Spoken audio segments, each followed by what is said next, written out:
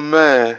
Now I saw the text message, but I still do want to know like how you felt sitting down watching Raw after some odd months. But we're gonna save that nugget to the end, because one thing we have to talk about is goddamn Royal Rumble, which I'm not gonna say that it was a bad Royal Rumble.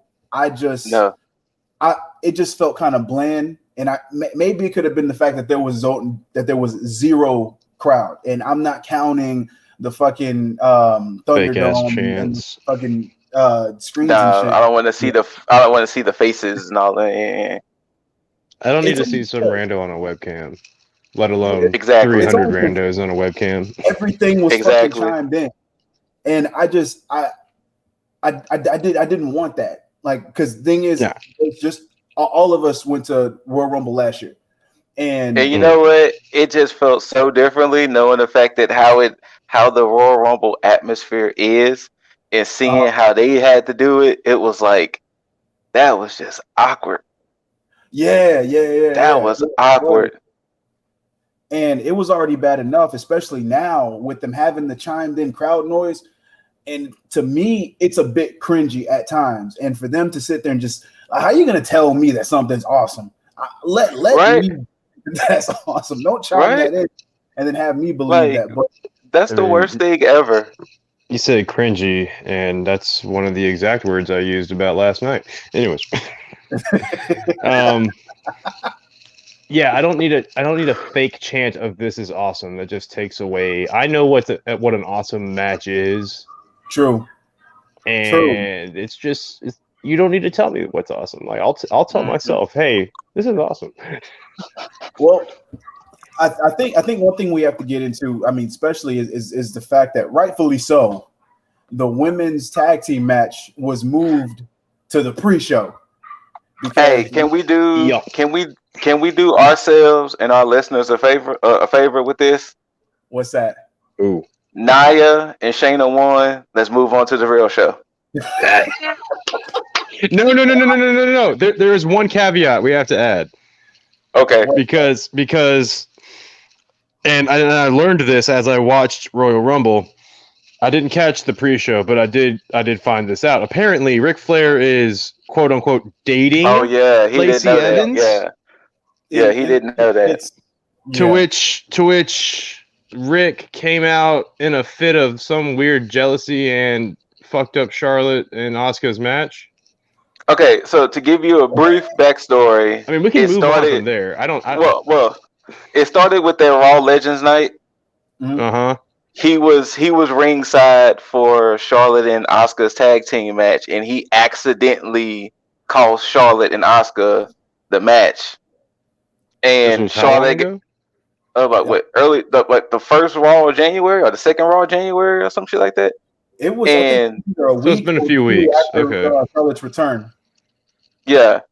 And Charlotte got all in his face talking about stop interfering in my stuff. I don't want you around, blah, blah, blah, blah.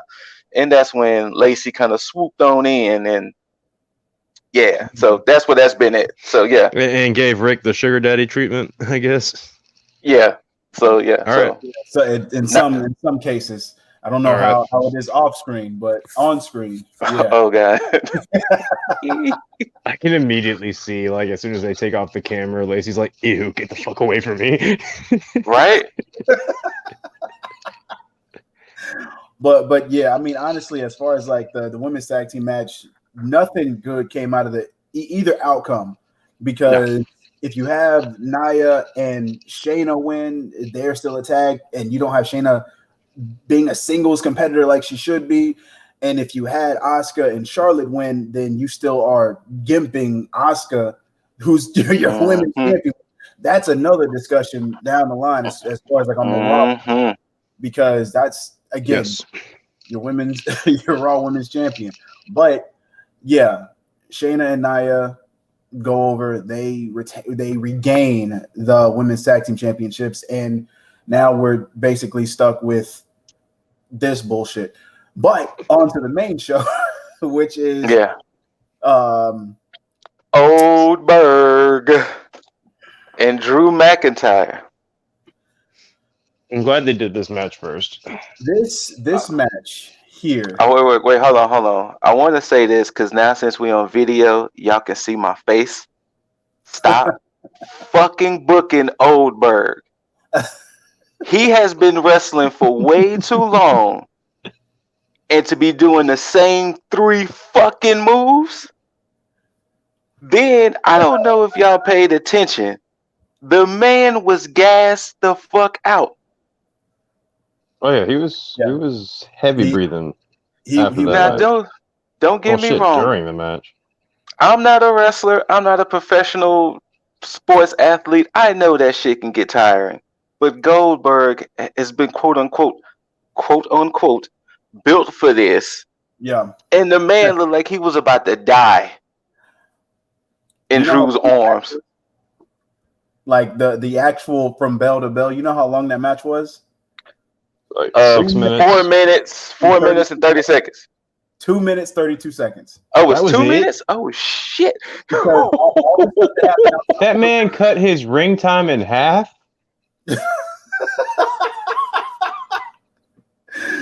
Yes. 2 minutes and 32 seconds.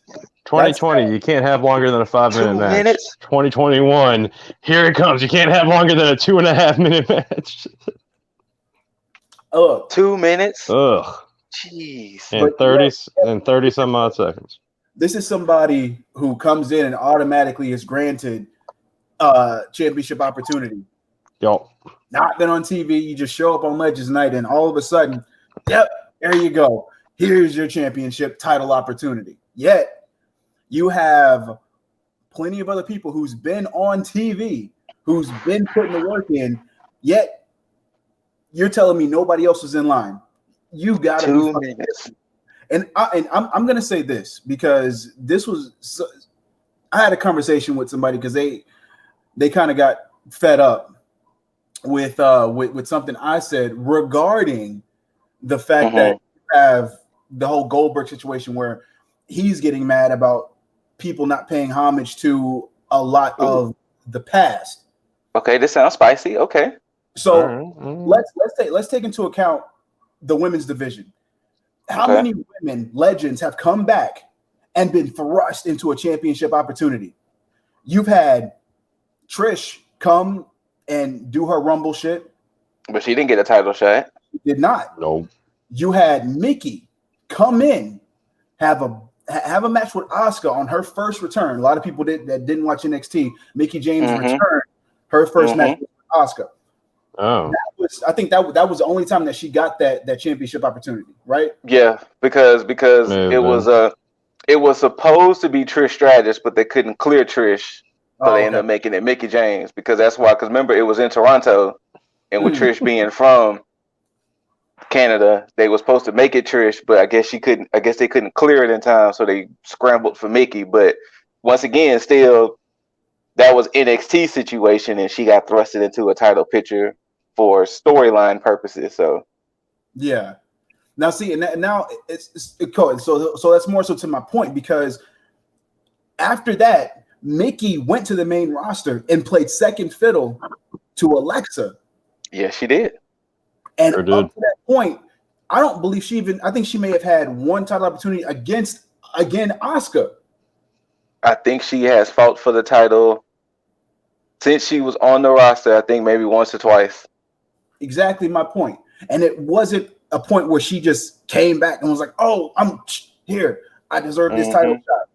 It's like it makes no sense. So you can't sit there and tell me that, okay, yeah, you've had women come back, but women have come back and they've been putting the work in. Goldberg comes in as one promo, doesn't have a match on TV, gets thrust into a main event, either wins a championship or gets paid handsomely for a subpar match that only lasts a quarter of what a match should be going, especially for a fucking title. For a title match. I did not realize that match was 2 minutes. Yeah. Why did they just recycle the Lesnar treatment?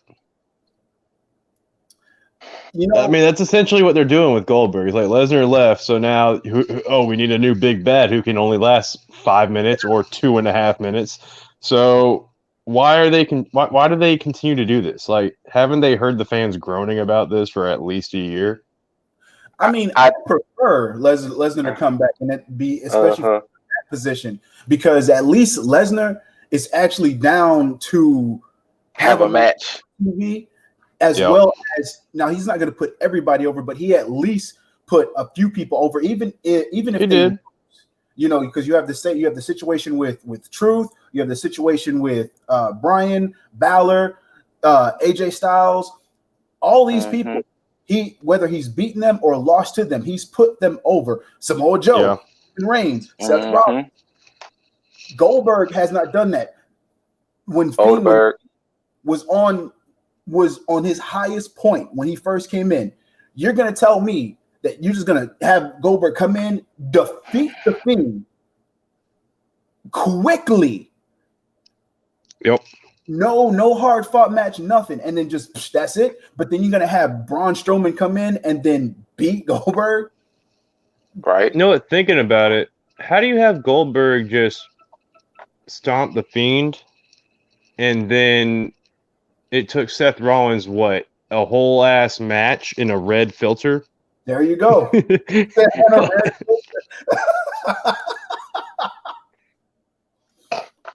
I mean, that is facts, though. It is. So the argument with the whole women, coming back and taking spots, not even fucking close. Even if you want to throw the whole Mickie James challenging for the NXT Women's Championship, even that still doesn't compare to what the fuck they've done with Goldberg. So, it's just fucking ridiculous. But yeah, so Goldberg lost, thankfully, and and it definitely made me nervous with that match going on first. With that whole rumor I said about him possibly being in the Rumble, that shit made me hella nervous. Yo, as soon as he lost, I was like, shit. Yeah. And then the women's Rumble ended up being first too. I was like, oh shit, they giving him too much rest and recovery. I wanted no part of it. Like I wanted it at all. See how it went. Him losing and then him getting the fuck out of there and not having anything else to do with the show or anything else whatsoever. Done. And I think he has like 2 or 3 more matches on his contract. Good. Get the fuck out of here. Well, I mean, I'm sorry, man. Like, fuck. At least be in match shape. I don't even care about ring shape. I mean, shit. FTR still does amazing work, and they don't have the 6-pack that Finn Balor has. But fuck, Goldberg, if you want to show up and fucking wrestle and get paid, fucking last longer than 2.5 minutes. Take more than 2 Claymore kicks and a suplex? Shit. You saying Goldberg needs some blue chew? I'm saying Goldberg needs probably 2 blue chews. Goldberg needs a goddamn sensu bean at this point. Shit. Damn. Goldberg, some shit. Look, man, I'm just happy we can put at least that part behind us. What happens with the WWE Championship now, moving forward? I don't know. Oh no! But we'll see. Get into that. You know what? Let me get a quick sidebar in. I just thought about this. You said Goldberg's got 2 more matches left. 2 or 3. One of them is Mania for sure. One of them has to be Mania. So I'm gonna go ahead and assume whoever Edge doesn't pick, Goldberg's gonna go after, get a belt at the next pay-per-view, and then face whoever at Mania. Oh no! Don't say that. I'll be so 2 mad. or 3 matches. I'm gonna go ahead and make that conclusion right now. I could be wrong. I'll accept it if I'm wrong. But god damn it, I hope I'm wrong now. Shit, don't do that. Yeah. WWE. Hey, you said it, man. I did, but you know what? It would be straight out of WWE's playbook to pull some shit like that. It would, unfortunately. So I'm just hoping WWE proves me wrong. I mean, Exactly. Just no. I mean, they have a track record. Eesh. They have a track record, and that's a problem. That's a problem. Mainly Yes. because it's been has it been? I think 3 years in a row. With Goldberg being a champ. I think so. Yeah. Yes. We have skipped a year, but because I think Kevin Owens. He skipped 20. I think he skipped 2019. Okay. So probably just like a year apart, basically. Mm-hmm. So, but again, I'm not with it. I'm not either. Hopefully Jaeger's wrong. I hope I'm wrong. Hey, WWE, prove me wrong. Please prove him wrong. Please. We want absolutely zero part of that. Period. Yes. But oh damn! I just realized that I may have. Well, I mean, hopefully nobody caught it at this point. But yeah, I kind of spoiled a little bit. Anyways. Hey. You know what? This is post Rumble anyways, so fuck it. I'll spoil whatever I want. Also, I see that right there. I see that right there, Scoot. I did too. Actually, no, that's not me. I wish that was me. You? No. Oh, is this the magic of the lit Diesel? It is. Oh, I like this. Hey, I'm loving it. If we're able to say it, I think now it's the best time to keep that message going. Oh, absolutely. Have to. And then you know what? Maybe just maybe we might get the shirts in too. We gonna see. I will totally rock that. I'll totally rock that. Let's try and get a deal with some pro wrestling tees or something. You know, if we can do a pro wrestling teams, I'm all for it. But was the next match the Women's Rumble? Yeah. Wait, was it the Women's Rumble or was it the? No. Because I think it was. Their match card was weird this year. They did like 2 matches, then a Rumble, then 2 matches, then a Rumble. I feel. No, it was. No, it wasn't the Women's Rumble. It was Sasha and Carmella. Yeah, it was Sasha and Carmella. Right. Yeah. Oh, I thought that was after. Then it was the Women's Rumble. No, you're right. Yeah, it was because Carmella showed up in the Women's Rumble. Yeah, that's true. This wasn't a bad match. The only downside is I kind of had a feeling Sasha was going to retain, which I wanted it. It Carmella, though. It really does because she's actually rocking this this new role that she's in. Yeah, and that look she's rolling with too. Exactly. You heard Corey Graves take that shot. Even though Corey Graves, was sitting back like, God damn. I mean that rightly so. That's being biased though. I mean it is, but still, if you're not in the know, I mean, is it biased if it's true? And you know what, you're right on that too, Jaeger. If it's true, you're not really being biased. I mean, look, I'm not mad at it.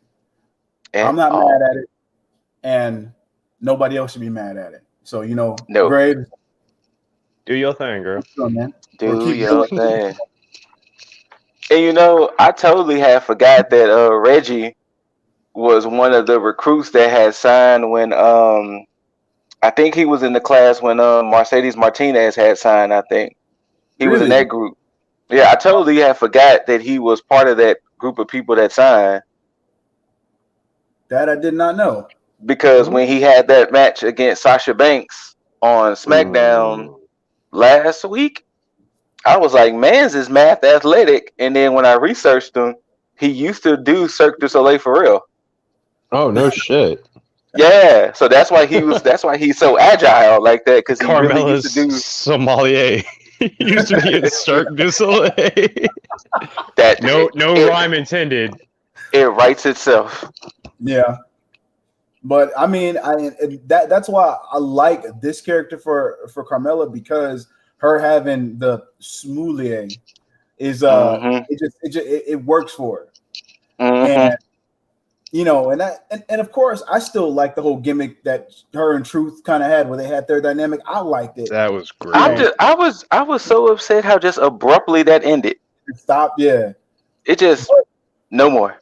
I'm glad that she actually kind of had that as a talking point for her character change as far as for her heel turn, because it worked, because it almost catered to what she's doing now with Reginald.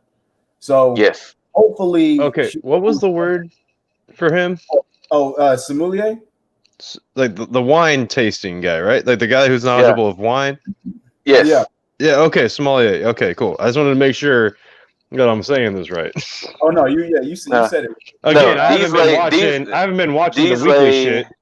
Diesley is just putting a little extra seasoning on it. He's putting a little extra seasoning. I mean, let's just be real here. He's kind of like a swole Mollier. I mean, the dude is huge.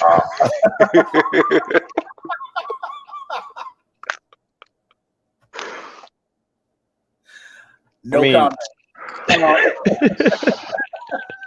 This is the magic, people. This is the magic. It is. But hopefully Carmella goes on a winning streak after this. Yes. Because she needs it. Like that, she should not be losing at least her next 5 matches, because she needs to go in looking strong, especially after challenging for the women's championship twice in a row. And it's unfortunate for her. It really is, because what I would have done personally. Actually, it was 3. Was it? Oh, there was one on SmackDown. They had one on SmackDown, but that one ended in a disqualification. So yeah, it was actually 3. So my thing is, I would have just had her just go on wins with her change, and then after whoever wins at WrestleMania, she then goes for the title then, and maybe she could have had her losses then. But going off the bat should not happen. But either way, Sasha won. I'm glad. That's the right decision. Just the wrong. Absolutely. Yeah. So absolutely. Yeah, they really could have had, like, I don't know, Natalia or somebody challenger. That would have been fine too. I mean, you could have stirred up some smoke over like the last 3 or 4 weeks. I mean, you didn't have to have Carmella, who's going through a new change, going through a whole new thing with her swole Mollier. I'm gonna make it a thing. Anyways, it's a thing now. It is. Really is. You know what? Yeah, goddamn right. But yeah, you know could have been on like a winning streak or something. But you know what? Not to compare companies, but that's always the issue WWE has, because we see in AEW, you challenge for the title, you lose, you moving on, you back to the line, or you push down in the rankings. WWE, the champion. I mean, hell, Randy Orton and Drew McIntyre fought like 5 times. Just about, yeah. I mean, just like our main event, aside from a Rumble. Yeah. Right? Like, I mean, what was that? Kevin Owens versus Roman for the 5th time, right? Third. That was third. Third. Okay. But still, that was 3 times. But that was 3 times because, once again, like you said, take Carmella and Sasha. Carmella lost 3 times. Yeah. Yep. And let's say she would have won this one at the Rumble, then it would have been like, how fair is that she lost twice? But the 3rd time, I got it that time, guys. Then it would have been like, wait, but I'd already beat you twice. So, third time's the charm, man. 3rd time's the charm. But that's the only thing I hate about what WWE do with their title pitches, the fact that I don't like all these rematches and rematches and rematches just because, like, it's kind of like that. Somebody, not to cross brand things, but somebody had made a point talk about when you play video games and you fight bosses. Yeah. Talk about how it sucks that a boss can beat you like 50 times and the boss doesn't get no points, but you beat that boss once and you move on.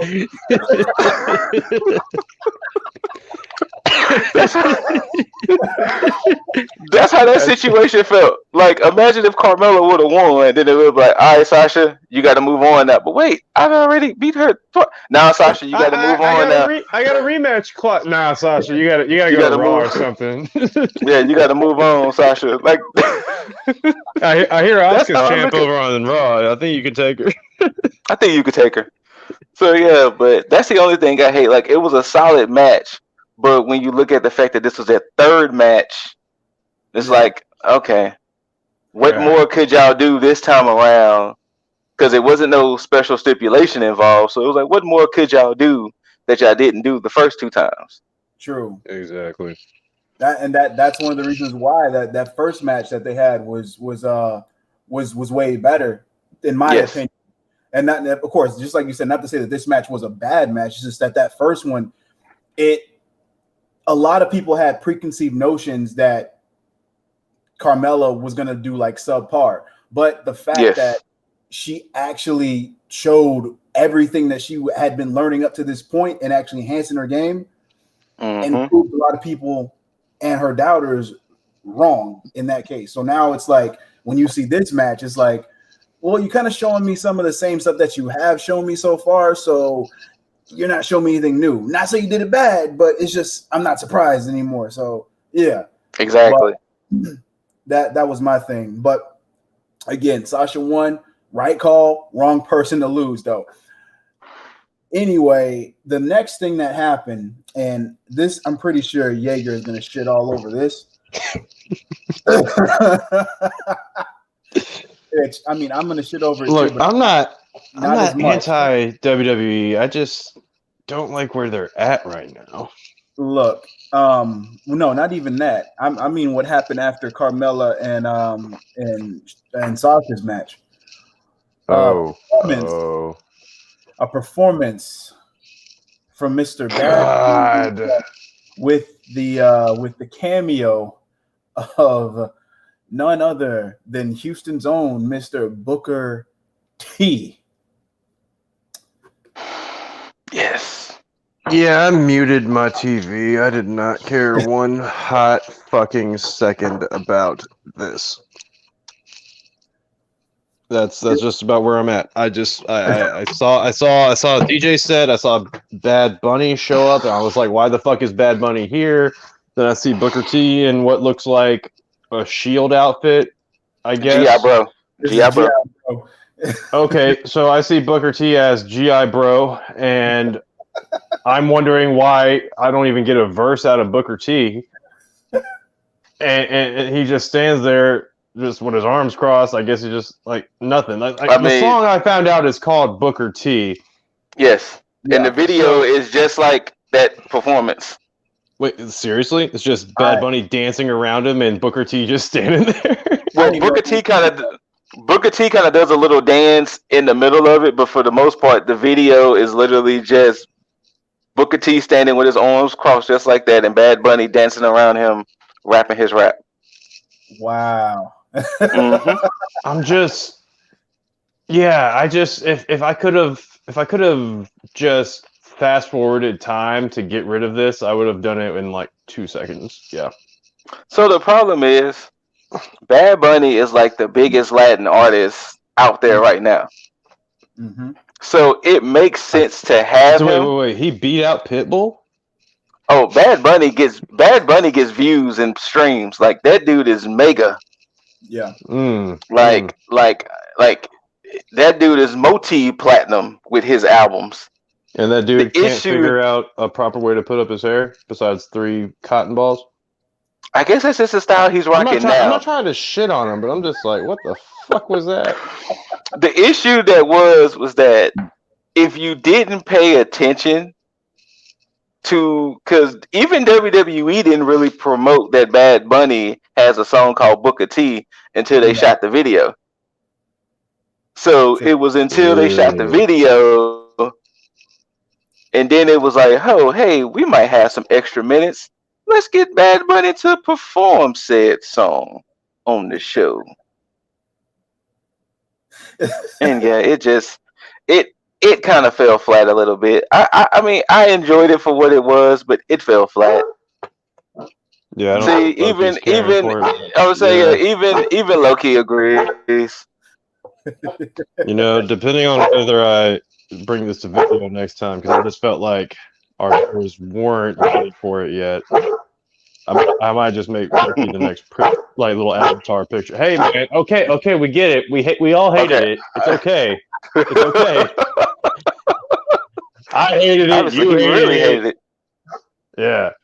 Well, yeah, and that's And that's more of a reason to end the talking point on that BS because the next thing was, in fact, the women's Royal Rumble. Okay, I have a confession. Uh-oh. Upon revisiting the women's Royal Rumble and talking to my brother, I thoroughly enjoyed the women's Royal Rumble. It's funny because we were all texting about this, and I had that same notion too when I was watching it because I was mad. I was only mad because I felt like I was being scrubbed on a few things, with Jillian returning, Tori Wilson returning, Victoria returning. Nothing against them. It's just that whole deal with the fact that there is not enough women to hold like a full-on women's Royal Rumble. Unless the missus kept saying. Go ahead.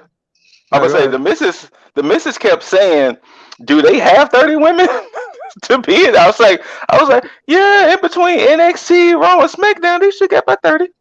Yeah, they should. I was about to say they had way more women in NXT than just the 3 that showed up. Which was disappointing that we didn't get as many. Oh, I'm sorry, 4, because I didn't know about the 4th. I can't remember her name off the top of my head right now, but she wasn't. Santana Garrett. There you go. Yeah, her. Had no idea she existed. Sorry. But yeah, there was a lot more. Oh wait, no, hold on. Dakota Kai was in there too. 5. Yes. Sorry. But still, there could have been a larger amount of NXT representation, especially because the NXT women's division is kind of carrying NXT at this point. As soon as I can figure out how to put a little message up there, I will totally type this message. Hey! It's a good thing, Loki. It's a good thing. Chill out. Let me get him. Yeah, but I will say this: the phrase I have for the women's Royal Rumble, "Black Girl Magic." Boy, Black Girl Magic. Amen. And not just because Bianca won, not just because of that. Oh no! But Naomi, she came back, y'all. Yes, she's back, and she should have been back a long time ago, man. Yes, she should have had. To be perfectly honest, because she should have been somebody, and she still should be. Why was she gone again? We don't know. Yeah, they never even say she got drafted to Raw and then just never popped up. Was it because her and like Jimmy, right? Yes. Mm-hmm. Yeah, was it because her and Jimmy had been getting into some shit like a couple years back? Is that what they put her on the bench for? No, what happened was that because remember the draft even happened during the whole them all being at the Thunderdome. So when they separated the Usos and Naomi, it was like, all right, that's cool because they're not traveling, so it's fine. Right. And she just vanished. It's like Jim got hurt and she vanished. Sounds like she didn't like it. So it was like hurt. But it's like she just vanished. And it was just like, okay, well, at least we know she's still in the company somewhere. It's just when she gonna show back up, and right. She showed up at the Rumble. But yes, Black Girl Magic. Full effect. But there was a nice little Instagram pic of yes. It was you saw it. It was Bianca Belair, Sasha Banks, Alicia Fox, of course, Naomi. But yeah, it was a great little picture for exactly that, Black Girl Magic. So look, I did enjoy it. Outside of a few hiccups, Alicia Fox was one of those hiccups that I didn't really care for. So all right, but there was a point in time where Alicia Fox had me intrigued when she started doing that whole like psychotic, like crazy shit, when she started flipping out on like the fans at ringside. Oh yeah. During that time, I was like, yo, if she keeps this up and translates that into like the in-ring shit, yo, that'll be dope as fuck. But they turned it into something that could have been good and turned it into something incredibly cheesy and more so of the get the shit off my TV variety. And so much so that it kind of just stuck. And my perception of her, not to mention that she's like a former Divas champion. So, which is, you know, most people wouldn't think that because of Alicia Fox, but she had promise in the beginning, and then they just kind of just relegated her to, we're gonna make you like the great value version of a woman's R-Truth without being any kind of funny. Yeah. So, Bayley being in there, rocked it. Love when Bayley's in there. Hey, look. Yes. I'm very torn with how I want WrestleMania to play out. Very torn.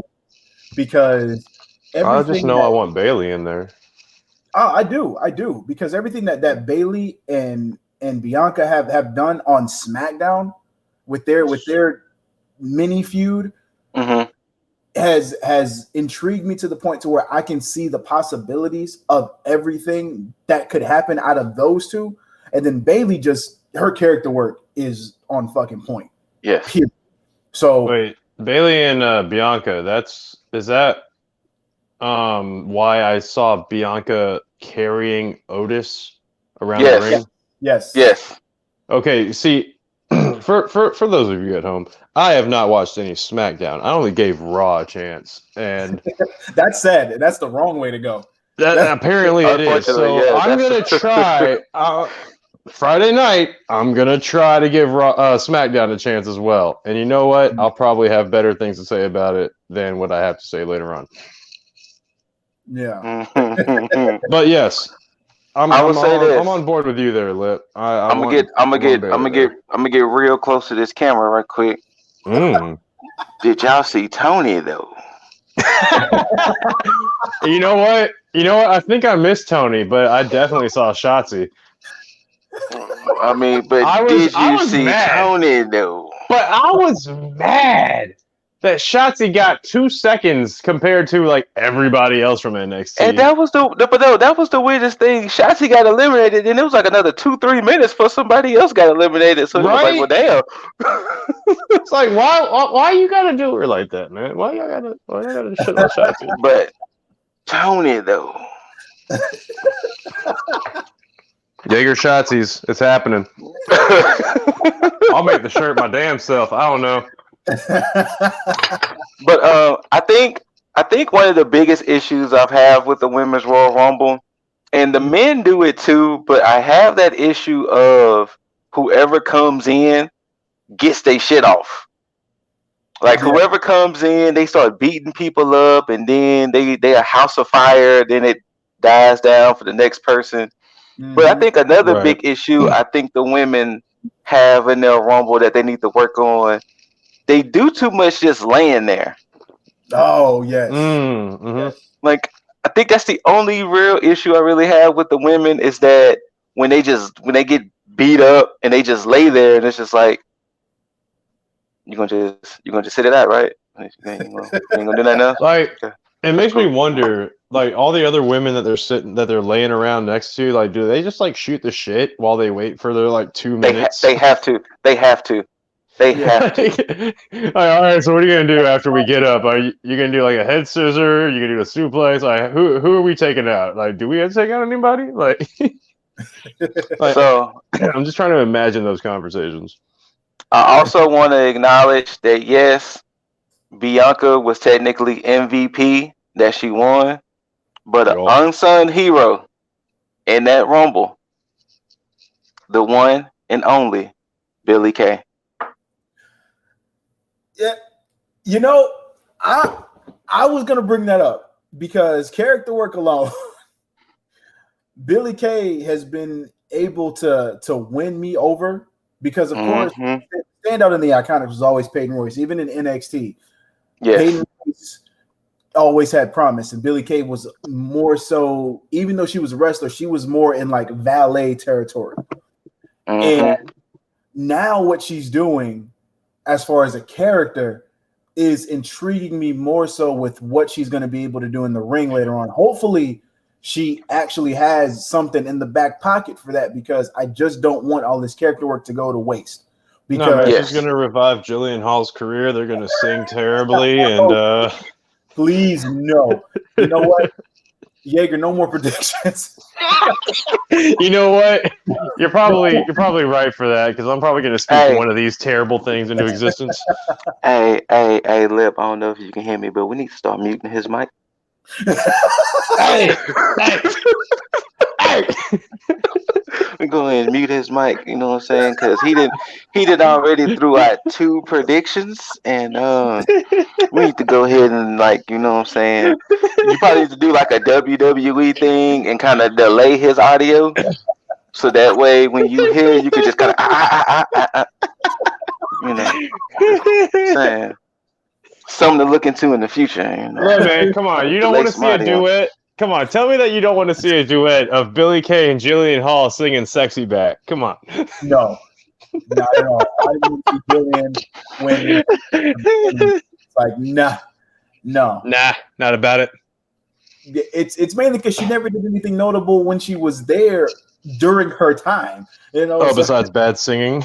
Well, but you know what? My bad. The only notable thing she had was when she had that shit on her face. Yes, and Boogeyman ate it off. Yeah. You just brought back a Vietnam flashback. And then he ate it. He fucking ate it. He fucking ate it. No, sorry. Ate it. Yeah, we don't want nor need any of that. But Billie Kay though,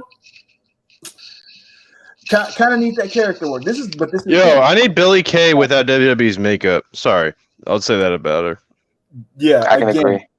For those of you who have not seen Billie Kay without the makeup, go to her Instagram and do yourself a favor. Check that shit out, and then watch SmackDown, and then ask yourself, why the fuck are they just plastering this shit on her face like that?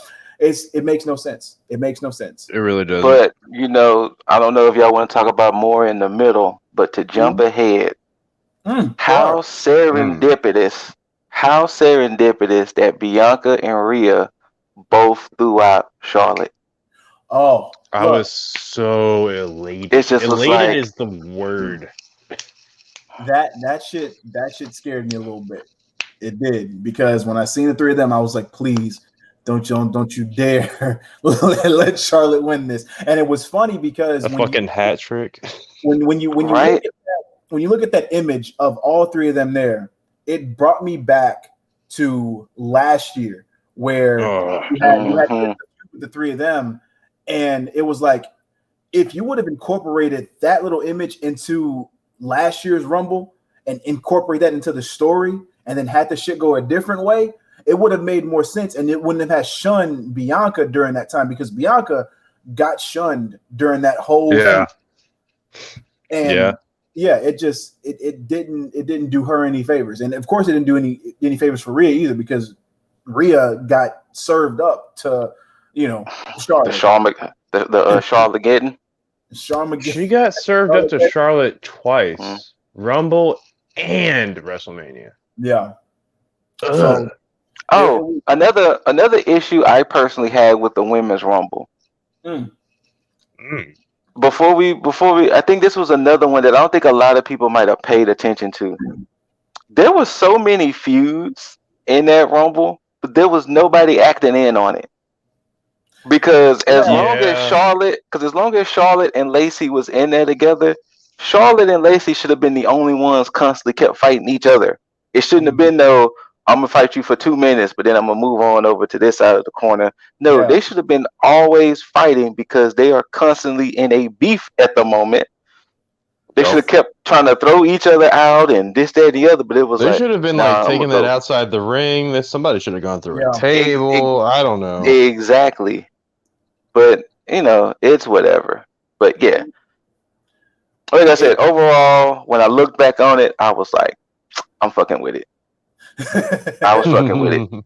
And I was the same way. And I mean, and I had to think about myself because I can't get mad at it because I keep stacking it up against which year was it where the it was a men's room where it was just packed with fucking story, packed from beginning to end.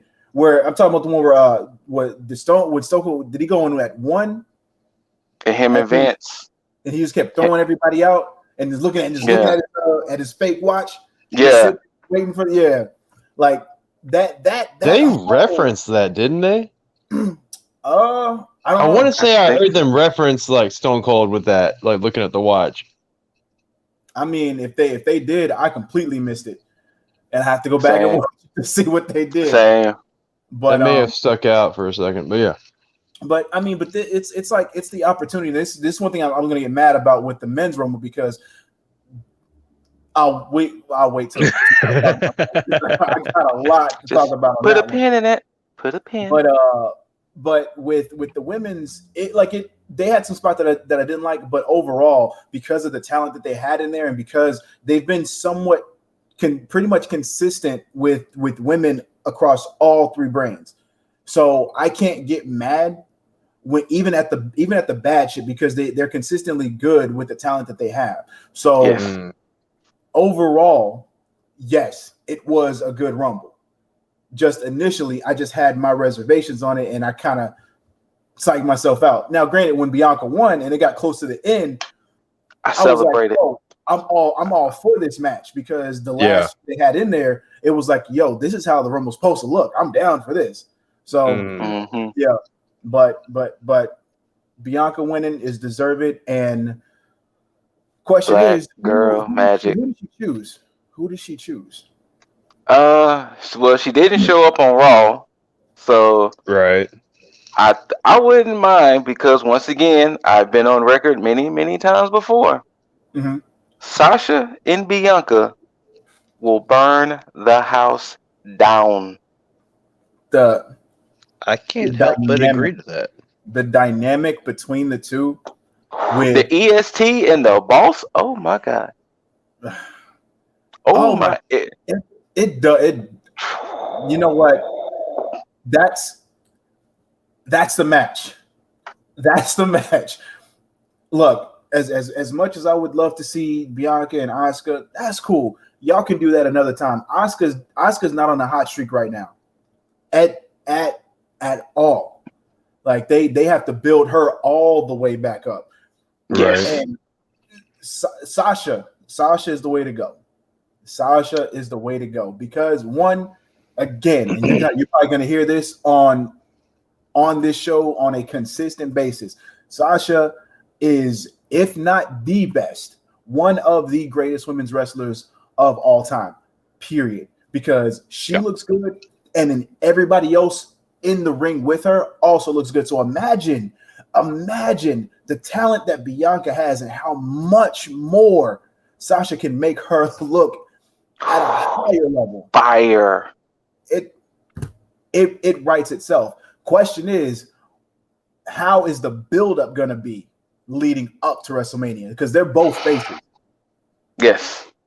So, I mean, matter of fact, it could be a call back to how Shawn and Brett did back at WrestleMania. Mm-hmm. So, ooh, that'd be cool. You give me that. Matter of fact, give me a last woman standing match. Give me an Iron Woman match. Give me an Iron Woman match between those two. Give me that. Fire. Beautiful. I'd be all so. It is reported that Rhea should be a SmackDown superstar. Really? I really thought she was going to go to Raw. I thought she was going to go to Raw for what she did to Bliss. Yeah, I was. Since she threw Bliss out right when Bliss was trying to transform, I thought that was going to happen. But it's been reported that Rhea is going to be a SmackDown superstar. So I guess we should look out for her come Friday. I mean, she's going to the better brand, so I can't really argue that. That is true. This is how you know Rhea is a fan of Dragon Ball. She threw Bliss out before Bliss could reach her final form. She did. Yeah. This is what it was. This is how you know. She did. Rhea, I know you love Dragon Ball. I can tell. You can tell. But, all right. But yeah, Sasha, Bianca deservedly won the Women's Royal Rumble. Hopefully, she goes up against Sasha, writes that story. You don't have to give me an Iron Woman match, but if you do. Oh, also, Jaeger, to probably answer your question, Santana Garrett was probably a replacement for Reckoning, aka Mia Yim. Nah.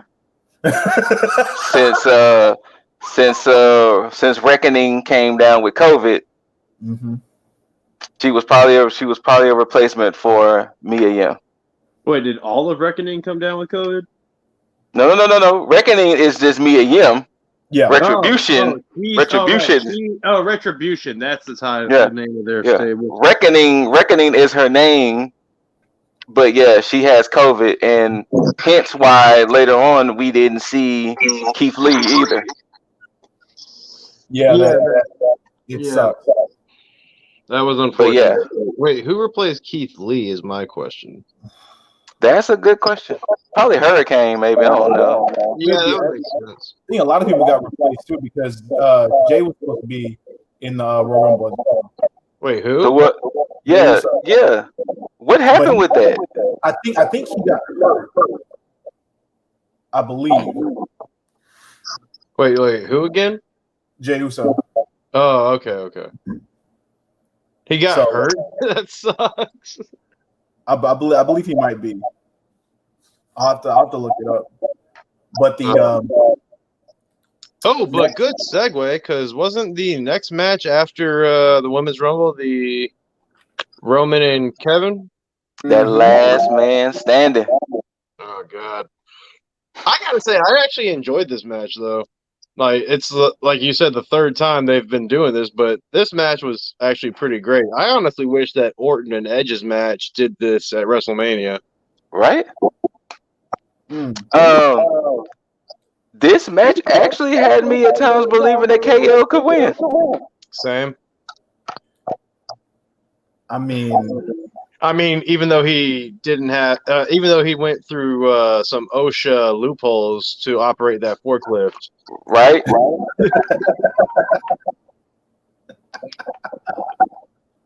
But yeah, no, this was a pretty great match. I'm all for this heel Roman. I'm all for this not so face Kevin Owens, but still the face compared to. Yeah. The only thing I could say that disappointed me about this match is that Jimmy didn't show up. Yeah,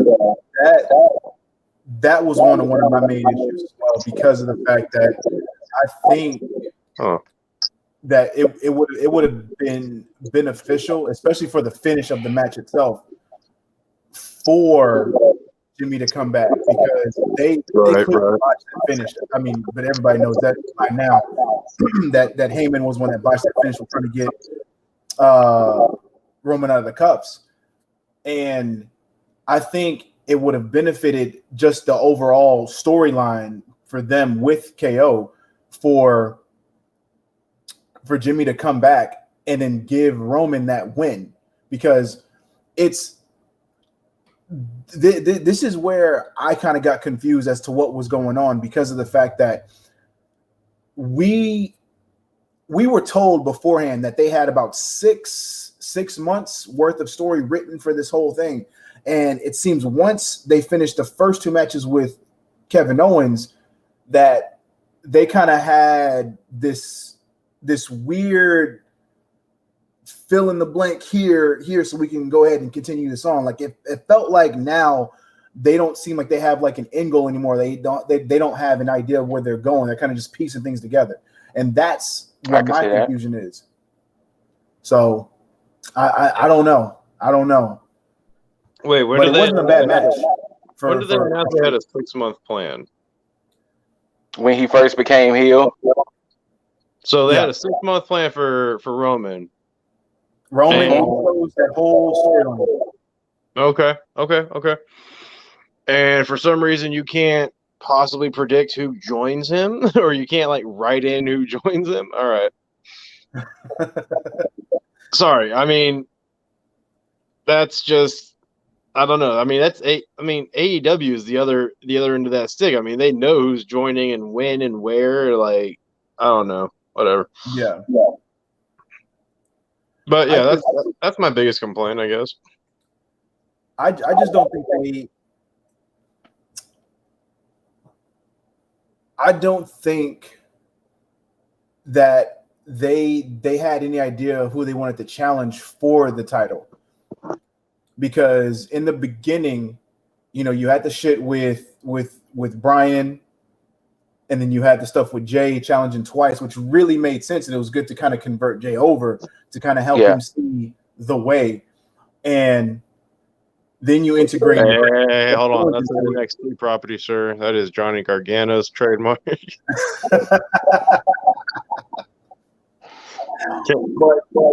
yeah, man, it's just, now it just seems like it's like this rinse and repeat system, which I'm glad Kevin is integrated into this, because it's helped find his old school fight, Owens fight, you know, prize fighter mentality, which I'm glad, because that's moving forward. That could be something that translates either over to Raw for that championship, or down the line to eventually beat Roman. Who knows? But we got something good out of this as far as on the Kevin Owens side.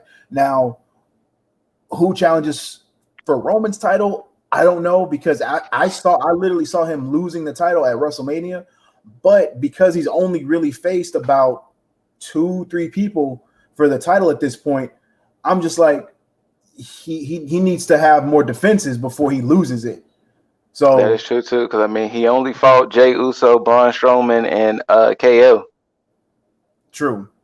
And I mean, they only got what, 1 or 2 pay-per-views before Mania? One. Whatever they're gonna do in March. Yeah, that's. I mean, that's 2 months. Well, I mean this month, because it's story. Yeah, so I guess we'll see. But I mean, I guess reports are still saying maybe DB. I was thinking that too. Somehow, I mean, I guess. I mean, what, did DB do anything that would be confrontational to Roman in the Rumble? Well, no, with his nothing that they would hint at, I guess. No, it's because it kind of started with him in the beginning of the storyline with him and Jey Uso, because Jey Uso did the beatdown on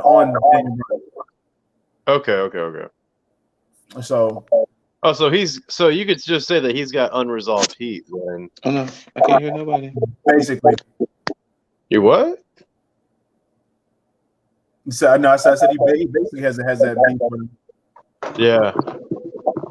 So yeah, he's got the heat then that he just hadn't addressed. Yo. Yes. Can you hear me? Mic check. 1 2 1 2.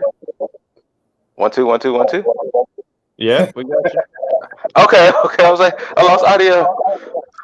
Oh no. You know what? I am liking this fact that I can just turn on the camera or mute the mic or mute the camera like whenever I want. That is cool. Hey man, yes. Your fingertips, man. Oh yeah. Yes, it is amazing. However, I can see that I'm getting a little bit of feedback from y'all because for some reason the mic is picking up the speaker. I don't know why. I was like, yeah, because I am hearing a little echo.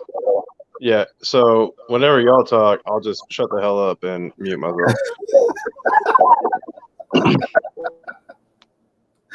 No, you're good, man. But yeah, it wasn't a bad match with Roman and KO. It's just one of those things where it's like we really didn't need that cage match, and I think that was one of the things that kind of soured me on this match itself, because I felt like you could have taken out that cage match, had the stuff with Adam Pearce happen, KO returns, then comes back and said, you know what, we're about to do this again, and then have Oh hell, even Shinsuke could have got his opportunity that he was supposed to get until they did the whole Adam Pearce bullshit. Yo, he was my dark horse favorite for the Rumble. Yeah. Not gonna lie. I mean, and I'm still like on this whole confusion thing of whether he's a heel or a face. I'm assuming that he's face now because of the wardrobe change and the music. Yeah. So they made it sound like he's because like even on Instagram, he's even saying, the King of Strong Style is back.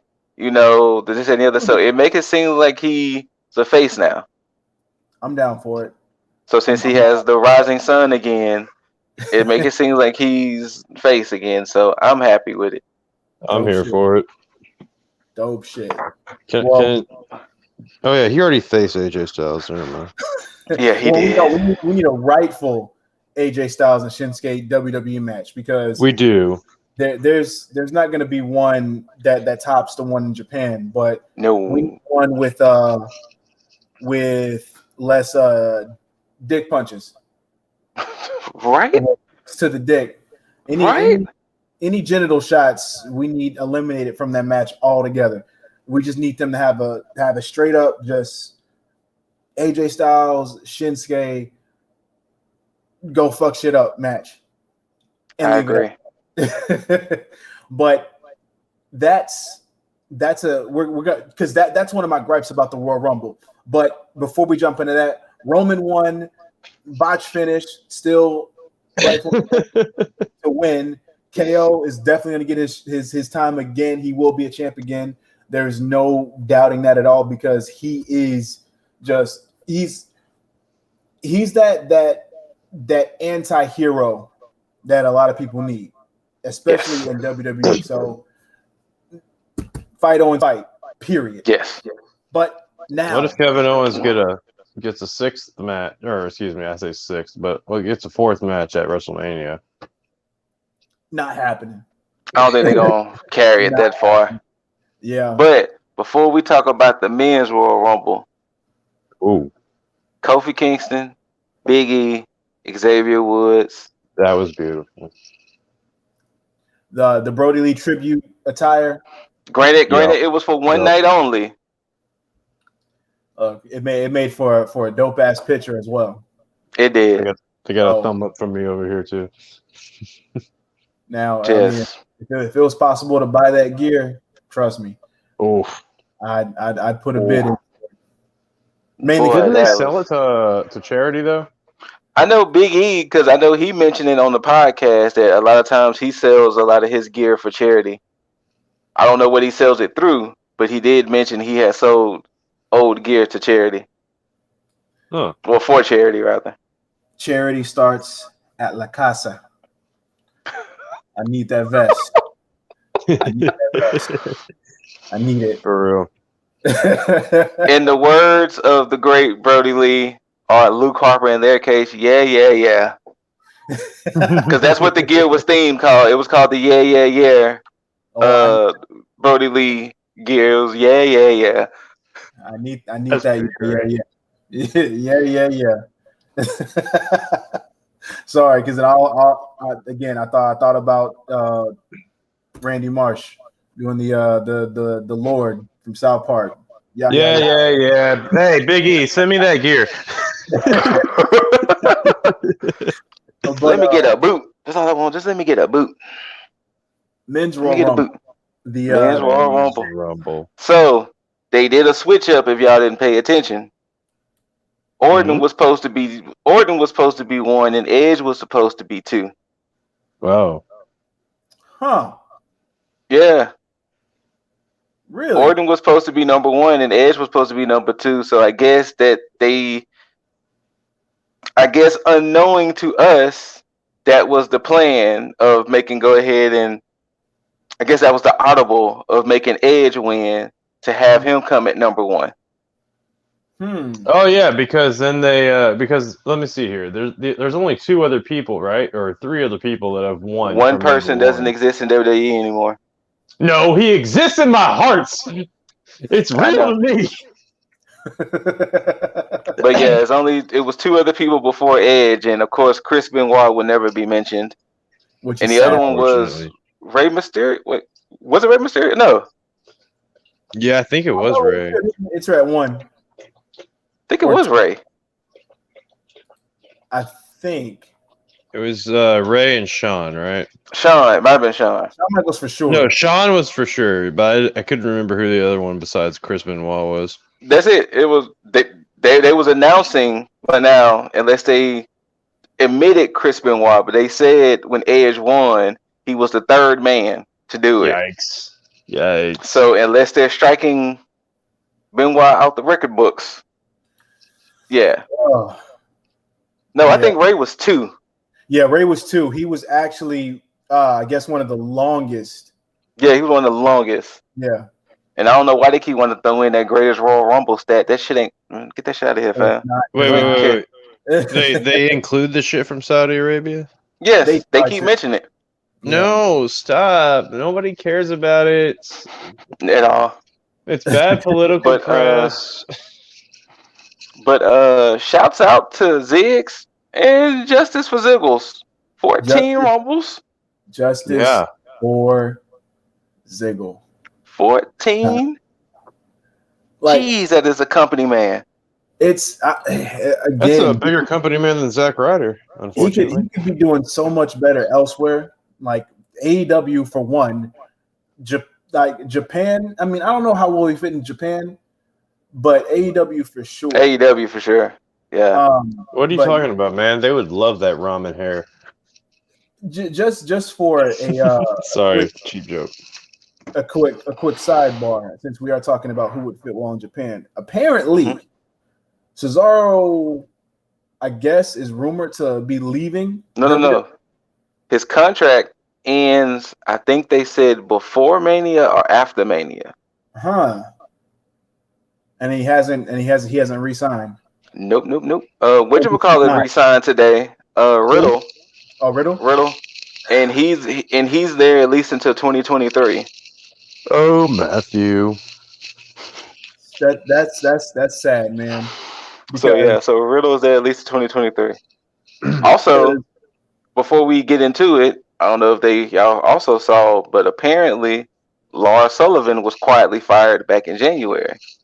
What? Oh no, he's got some shit. He's done some shit, if I remember correctly. I mean, I know he has, but the story is coming out today, but apparently they quietly fired him back in January, and I don't know if they officially announced it as a company yet, but it's definitely been reported before we hopped on this podcast. I was seeing multiple reports that old Larsy boy, that naughty boy got fired. So the naughty boy. Naughty boy. We're adults here. Tell us what he did. Okay, so back in his teenage days, he used to be on forums. Actually, no, his early adult days, he was on forums and things, saying some very racy things and racial things. Yeah, and definitely some things involving Stephanie McMahon. Yeah, I mean, I've got some racy things to say about Stephanie McMahon. Yeah, but we're not in. Yeah, I know. And when he was signed with the company, apparently he was sending some very racy DMs to women. Oh, yeah, to some models and pageant winners, I believe. Yeah, and then to just put more icing and the little cherry on top, come to find out he did a gay porn. Wait, this I didn't know. I did not know about the gay porn. Oh, y'all see what? I knew that he was inappropriately sending DMs. I did not know about the Stephanie shit. After I did not know about the gay porn. After the DM story, it was reported that in his 20s he did like a gay porn. Oh man. Yeah. Yeah. Wait a minute. I'm getting flashbacks. Didn't somebody else in professional wrestling do some porn or some gay porn or maybe both? I mean, there's a few women who did some softcore stuff. Yeah, there's a few women. No, I'm talking about a guy. I could be wrong. Now, are you talking to like amateur stuff? Because if you want to talk amateur, then I think everybody. Woodsy. Oh yeah, Woodsy. Yeah, I feel like. Yeah. Oh no. Oh, ha. Sorry, Woods. Sorry, Woods. I love you. Sorry, Woods. So, Woods, anything you want to talk about? Oh no. Trust me. I loved. That's not WWE. That's all Woods in the New Day. But I love Woods for even allowing that into the conversation on the air. Like that was a beautiful opening bit for New Day. They're just it was. Who was that? Was that Kofi or Big? No, it was Big E. Big E's like looking directly at Woods, going, "So, anything you want to talk about?" And then Woods like stares into the camera and he's like, "WrestleMania." Yeah. You got to acknowledge it before everybody else does. So 100%, 100%. But yeah, so all right, but yeah, back to the men's Royal Rumble. Yes, sir. But yeah, this look. Well, go ahead and switch that camera, Deesley, because apparently you got the opinions for this one. Look, and I'm glad we brought up Riddle. Oh, is that you doing it? Yeah. Oh, okay. I'm glad we brought up Riddle mainly because of the fact that watching him and watching a lot of people allowed me to see one clear thing in this whole entire match, and that was how much talent is wasted in WWE. As I watched this entire Rumble, I saw matchups, I saw feuds. I was like, yo, that'll be a dope ass feud. That'll be a dope ass match. Where the fuck has this been? How come this shit hasn't happened? Right now, give me Riddle and Shinsuke. Give me Riddle and Bryan. Look, Bryan and Riddle damn near had a full-on match up in there. They did. Shinsuke and Riddle started too. And that's what gave me the glimpse like, yo, I want to see this fucking match. You can't have guys like Riddle held down like this. Like that is, again, that's a bona fide future champ. You can't tell me anything otherwise. I'm hitting the mic because I'm getting so frustrated. I mean, if we care, because ultimately the way I feel, fuck this guy. Hulk Hogan thinks Riddle could be the superstar of the future. I agree. Once again, fuck Hulk Hogan. But yeah, he thinks Riddle can be a bona fide superstar. I could agree as long as Riddle stops, texting people he shouldn't be texting. As long as he, I think he's done with that. Yeah, I was about to say, as long as he keeps his nose clean, yeah, I can definitely see Riddle as a top guy. And apparently, him and Seth buried the hatchet as well too. Oh, he had like legit heat with it, Seth? Well, it was from his wife. Riddle's wife posted a picture of Becky in her outfit before she left. And she was talking about how it bothers me that women doesn't. It was a picture of Becky from behind. And it was talking about how it bothers me that women don't take the time to, I guess, make their butts look the best or whatever.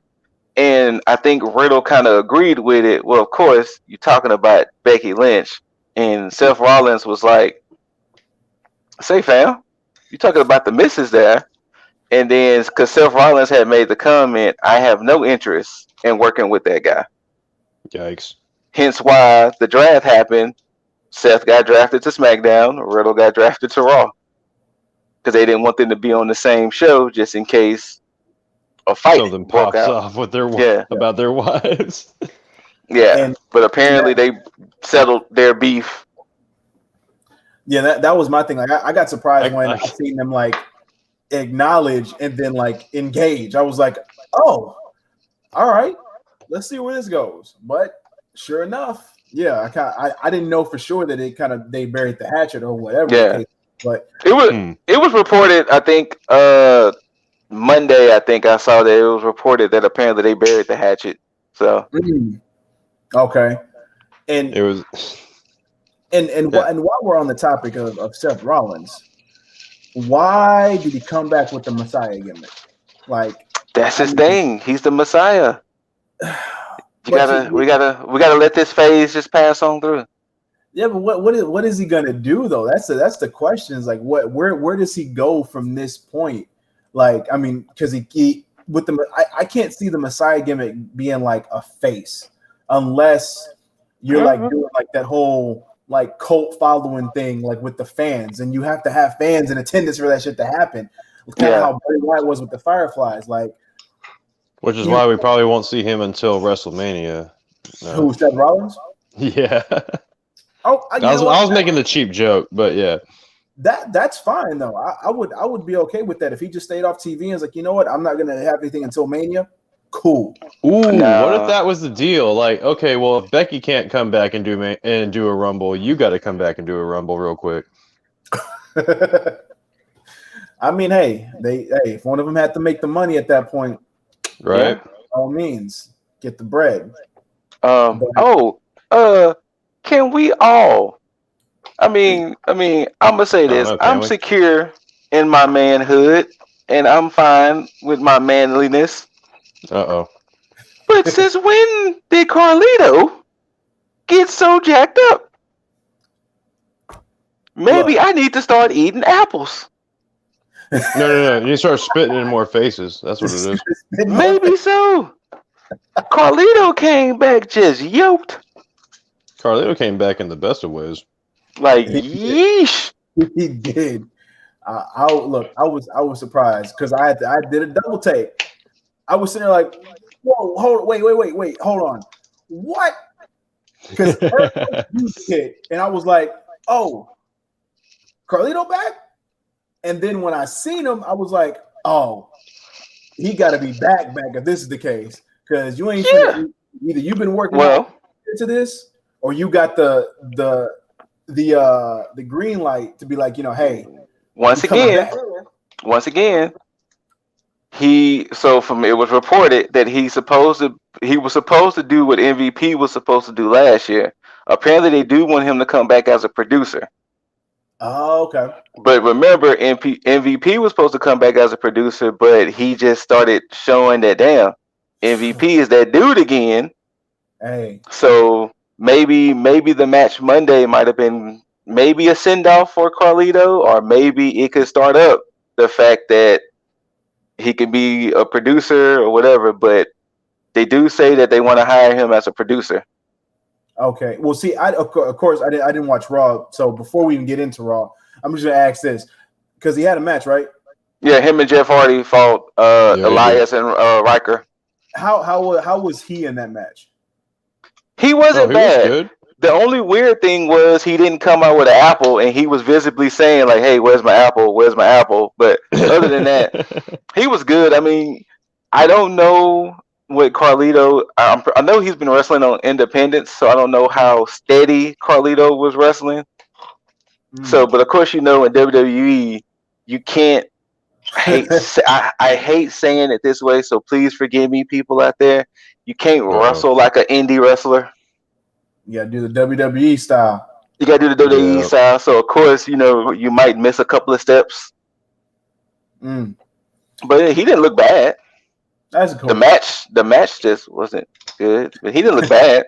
I mean, look at the card though. I mean, it's Jeff Hardy and Carlito. Who did they ever wrestle together prior? Yes, they mentioned that they had a feud over the IC title. Yeah, you're right. No, they had a feud, but they didn't they have not wrestled together as a team yet. No. That was their first time. And then it's Elias and Riker, and I honestly gotta just call Riker an Elias clone with a weird back tattoo. He's a new roadie. Exactly. Yeah, he is. That's the exact impression I got off of Riker. Also, too, goddamn Christian. Yo, Christian came back in fashion. And Christian, yo. This I even got a little emotional seeing Christian because it was like, wait, he can wrestle now? So Christian. And he also looked good, but I'm not surprised because of course him and Edge best friends. If one is coming back and looking good, then you gotta believe that Christian, following by proxy, is gonna come in. I'm gonna give y'all a little scoop now. Uh-oh. Big E posted an interesting picture on his Instagram. Remember when Big E won the Intercontinental title back when he was still Big E Langston? Uh-huh. he was supposed to have a match against Christian that never happened.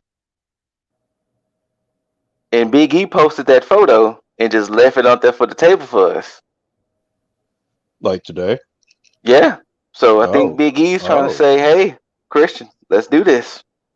I'm just saying. Which and I'm all for it. Same. Which picture am I missing? He posted. I think it was on his Instagram or maybe his Twitter. It could have been his story. Might have been his Twitter. Might have been his Twitter.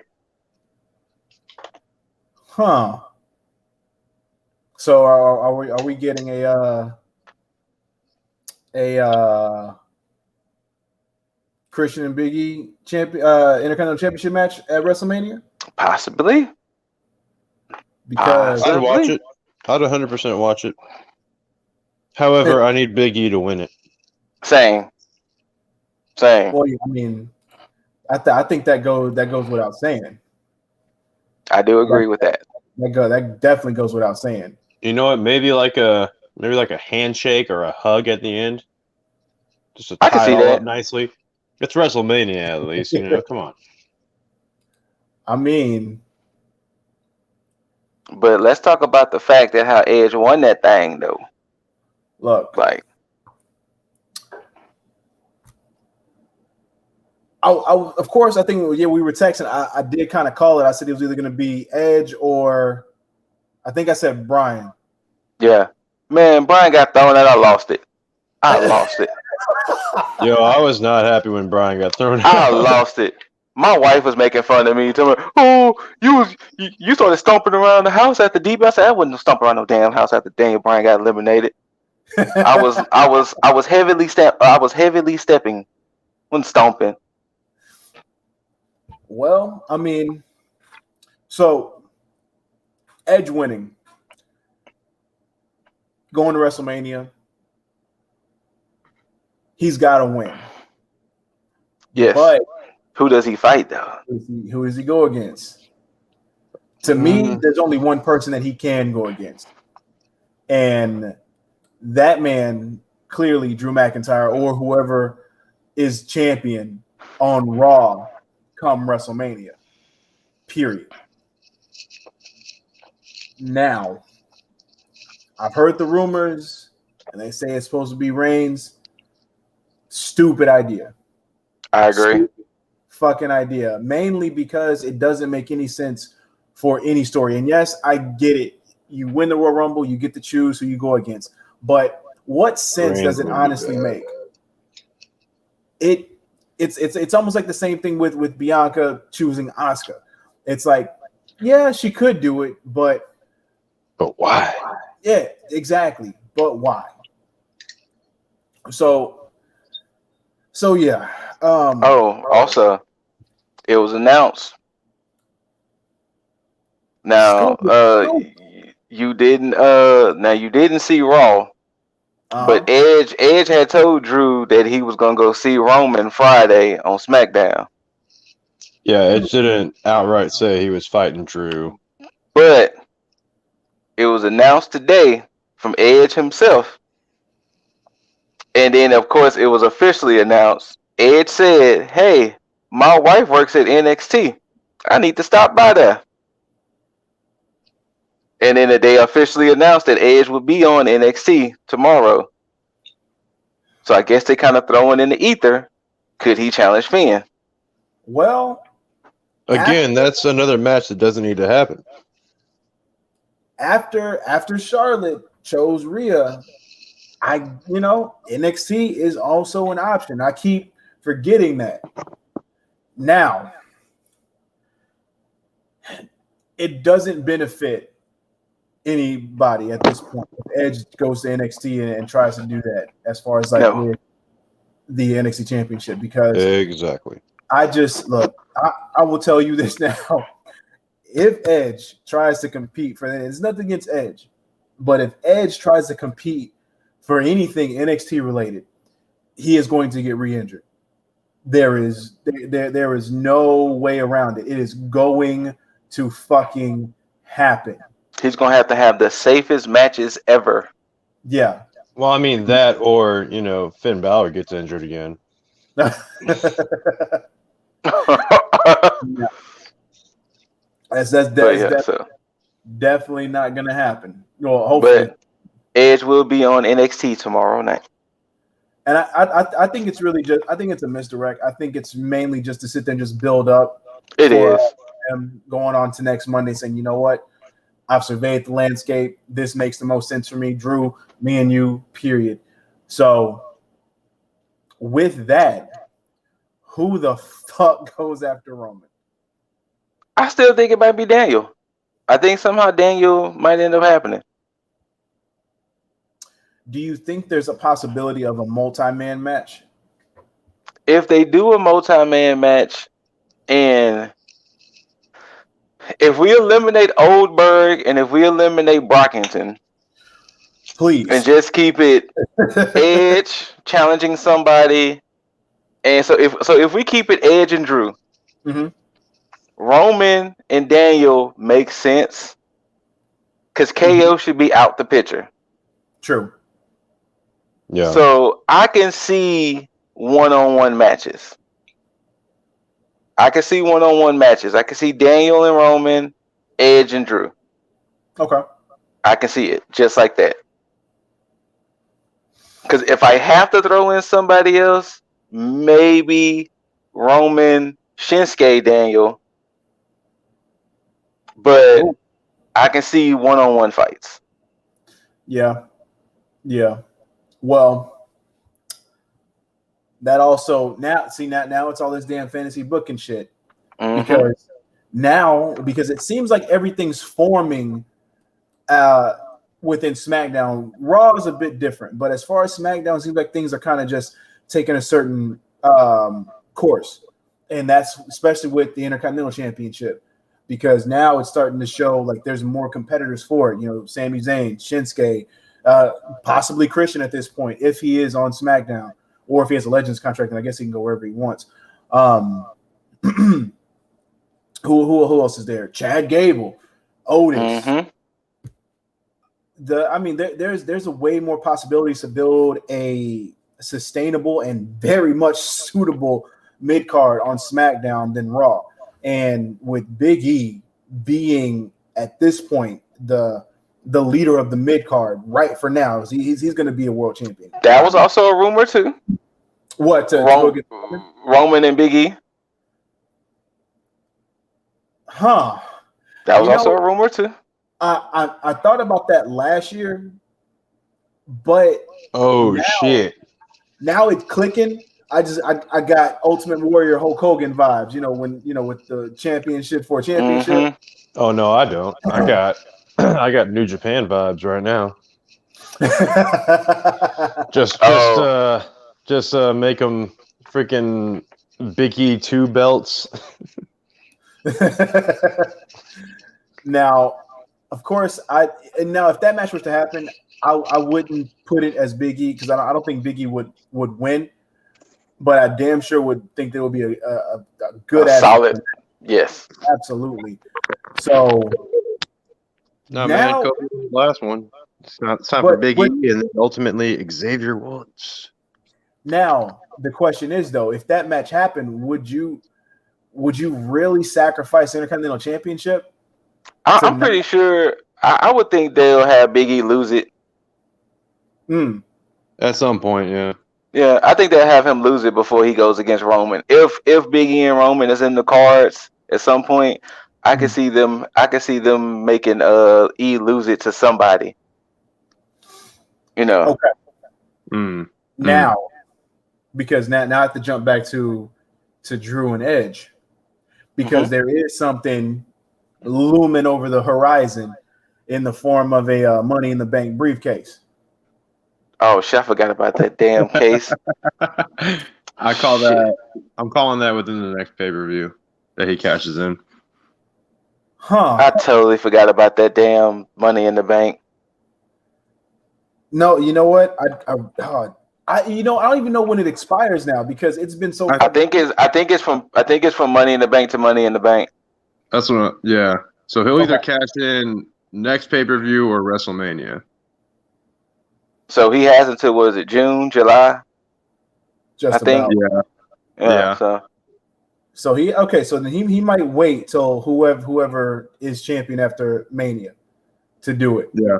Mm-hmm. But with the going on, Miz is going to win a championship. Yeah, I can see that. He's going to be a world champion again. Now, hopefully, this is going to be a title reign that legitimizes Miz, so that way he can actually go down as a credible world champion rather than a credible intercontinental champion, mid-card champion, tag team champion, whatever. So that way he can usher in Morrison finally getting a world title championship. Yes. Because that's another person who also deserves it. So, look, again, I got to ask y'all the question of Sunday night. Who had the better top rope splash? Bad Bunny or Snoop D-O-double-G? For the memes, definitely Snoop. It was not Snoop. It wasn't Bad Bunny either. Look, for those of you who have actually listened to the podcast, you already know that that splash that Snoop did was horrendous. Snoop, hey, look, man. Oh, music, everything you do outside of that, football coach, everything, man. Good shit. Hold up. Let me just good shit. Jumping on the top rope, splashing. It's not in your wheelhouse, man. It's not. Look, again. Neither is remixing Superstars entrances. Sorry. Just cut it, please. Again, this but look, it's funny because he's 1-for-1 because Sasha's remix is on fire. This is very true. Yeah, that's right. But that's his family. That is true too. That's also true. But for Cody, and look, again, this is not an AEW moment, but I'm gonna break away and just say this right now. Cody, change it back. Change it back. I know Snoop's your homie. I know he did you that favor, but it was not a favor for me and anybody else who loved your previous thing, your real thing, your only thing. Get it back. Get it back fast. I'm not playing. You know what? It was either you or Scoot that said it, but whoever said it, anyways. I just hope it runs for the length of this season of Go Big Show. Like once that show is over, just go back to the regular entrance, man. Just I kind of want to see you. I kind of want to see the chandelier go up. The gates. I liked how you threw in the pearly gates. Now that's pretty cute. But like, just drop the Snoop shit, please. So I have a suspicion. The Snoop music is probably gonna last until he goes on paternity leave. Oh. Which we might have to endure another like 4 or 5 months of it. I was about to say, wasn't Brandy like 3 months along by now? So we might have to just deal with it a little bit longer. Either when the season is over with, or until he goes on paternity leave, and when he comes back, that's when we're gonna get the original music again. Don't do that to me, man. That is a long way to wait, man. That's at least 4 to 6 months. It is. It is. I don't want it. Take it back. I mean, the only good thing about that is that it's going to take him off TV for a bit, refresh, allow some other people to get into the spotlight for a little bit, and then, get us to a point to where we miss Cody again, which, I mean, we're always going to miss Cody anytime he's not on TV, but yeah. But to hark back on to the Rumble. Yes. I hope that this Rumble was an eye-opener for WWE. Oh, absolutely. I hope so too. They can see that they have talent that they can actually place. And before we even get even close to like the end of this, we have to talk about Damian Priest. My boy. Because again, somebody else. The Archer infamy is in that thing, baby. Watching him, everything that we've said on Tag Me In, we talked about, our NXT recaps. We had already stated that Damian Priest was fit for the main roster. We just didn't want to see him go, but he was always fit for it. And the questions that we had was, would he actually fit in, even though he is fit for the main roster? And the Royal Rumble was probably the best way to introduce him, because it allowed us to see him in a multitude of ways with a multitude of opponents, and the possibilities of what he's able to do with, at this point, anybody. Mm-hmm. I'm super intrigued, and I'm even more so intrigued with what show he actually goes on. Oh, it's Raw. It's Raw. Is it? Yeah. Whenever we discuss Jaeger's take on Raw, it's on Raw, because he was on Raw with Bad Bunny. But wait, did they officially say he was on Raw? He officially said it on his IG. Oh, god damn it! It's Raw. You know what? That actually might work. It might work. Yeah. I mean, we'll see how he goes. But as of right now, he was the guy that Bad Bunny brought out to retaliate against Miz and Morrison. Yes. Okay, but wait. We'll discuss that. We will. We'll hit it. You know what? I gotta reserve 5 minutes to go on this rant. Oh no. We're gonna give you more than 5 minutes, sir. Oh, okay. I'm gonna introduce it for you. Oh shit.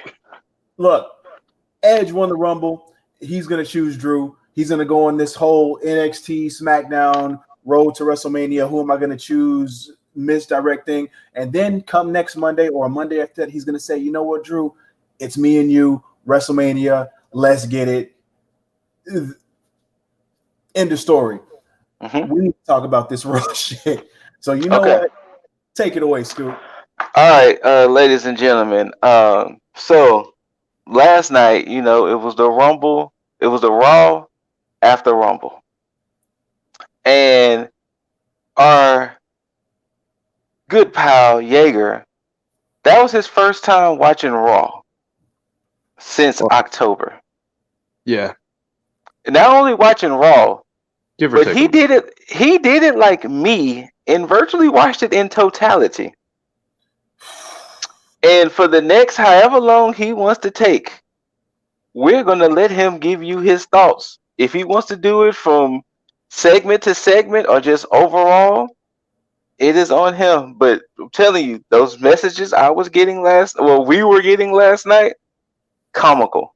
It not only was it comical, but it was coming from a man who wanted better, expected better, but did not get better. So with that being said, Jaeger, please take it away, good sir. You know what? Hold on a second. I gotta go back to this. Hold on. I gotta get the audio in optimal performance. Look, okay. Before it starts. So. You know what? Fuck it. Go ahead. Handle is it better or is it worse? No, you good. You good. Okay. I mean, I've got 6% left on my battery. I just unplugged the charger. We'll get into it. Anyways, I jumped into Raw at 7:30 p.m. I'm 30 minutes off from watching it. Sorry, I missed the start time. Whatever. I come into this shit, and it's Matt Riddle with 4 refs. Excuse me, just Riddle. But with 4 refs, and he's asking what happened. Now, do you want me to fill you in right quick? No. You don't have to, because the announce team and their magnificence that they are, decided to let me know about it and show me the video footage. Apparently, Bobby Lashley has destroyed Riddle, who had an amazing Rumble showing. Apparently, Bobby Lashley just did a Chris Masters challenge of sorts. Oh, he uses it and calls it the Hurt Lock. Mm-hmm. Oh, okay. But before he started using it, he did post on his Instagram of when he defeated the Master Lock Challenge. Oh, God. And Chris Masters posted, "Hey, since you broke it, you can use it." Oh, my God. Oh. Well, glad we got that cleared up. Yeah. So who can really use the Master Lock. But, excuse me, the full Nelson.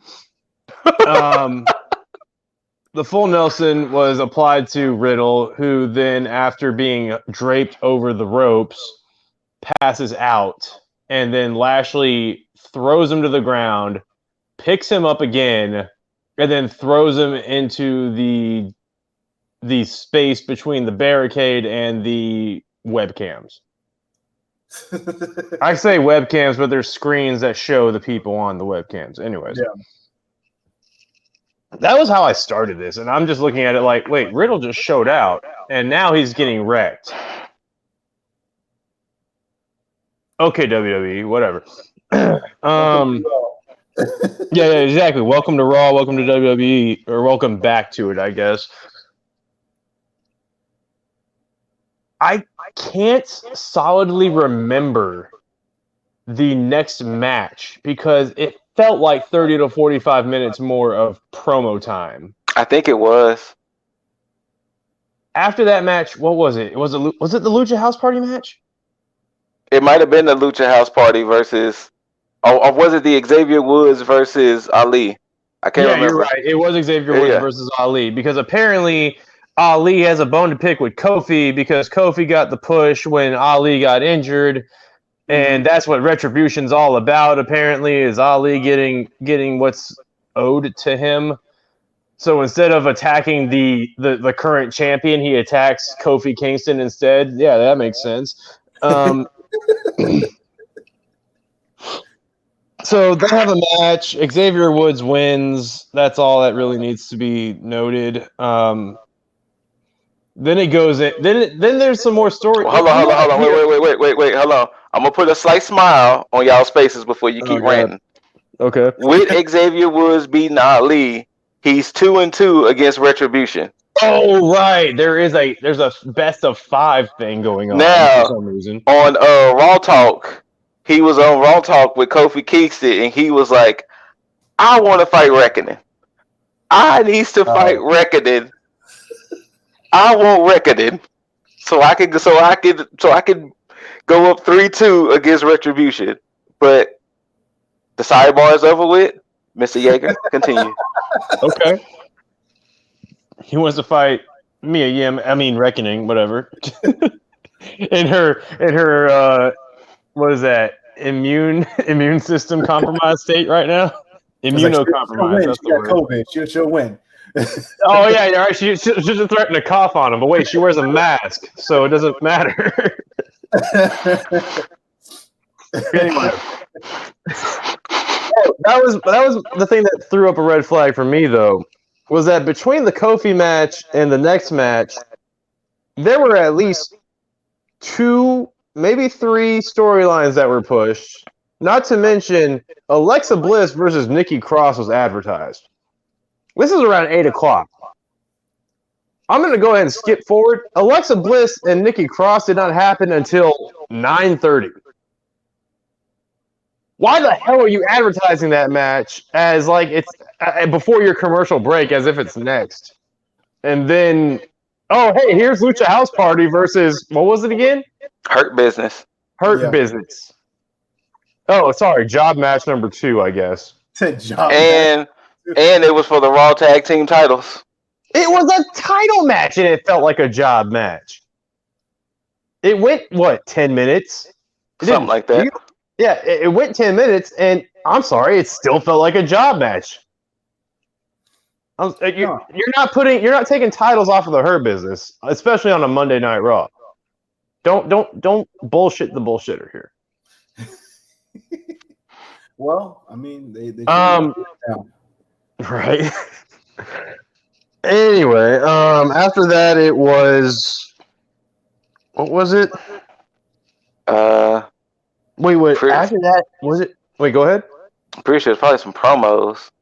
No, a shitload of promos, but I honestly think it was Lexi and Nikki against. No, wrong. It was Asuka and Charlotte. Oh yeah, the triple threat. So they had a triple threat tag team match to determine who was going to fight Asuka and Shayna, and it was Asuka and Charlotte versus Lana and Naomi versus Dana Brooke and Mandy Rose. Wait, hold on. This was the point where I texted y'all to, what the hell happened to a rematch clause? Why is Lana and Naomi teaming up? They just threw them together. Because they dance battled at one point. Yeah. That's all I got, is that they feuded at one point, and now that they're both back, so they're both gonna tag team, I guess. That's about where. Yeah, exactly. I'm just guessing through these pairings, except for you. Well, hey, you know what? I don't want to take the glory from you, Jaeger, but I'm gonna voice my anger with this. Go for it, man, because I'm sure it's on the same level. Normally, when they have triple threat tag team matches, they've been having triple threat rules. We're having three competitors in the ring. That's beautiful. I love that. They forgoed it with this match for some reason. It's whatever. I have always hated the concept of a triple threat tag team match and only two people in the ring. And they forgo that with only having just two people in the ring. Except for the biggest, dumbest thing that happened throughout the whole fight. Before, Charlotte promised Asuka she wasn't going to let things distract her, that they was going to get the belts back. Thank you. She promised her before that. During the match, Asuka spoke a lot that match. Really? Ric Flair's music hit. The promo. Ric Flair's music hit. Lacey all comes out. Charlotte proceeds to just leave. Immediately. As soon as the music hit, she just took off. She tagged in Asuka and left.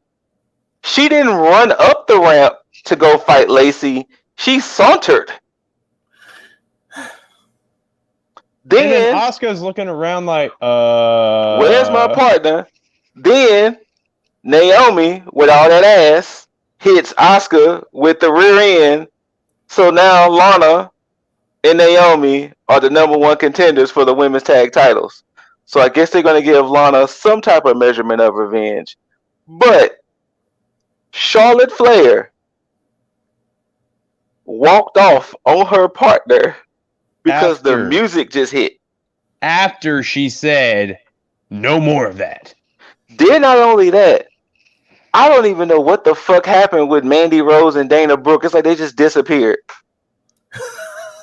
Yeah, I wasn't 100% paying attention to the match either, so I don't know what happened to them, but yeah, all I from what I immediately remember, I hear Ric Flair's music, and then Charlotte leaves, and then Asuka just gets her ass beat.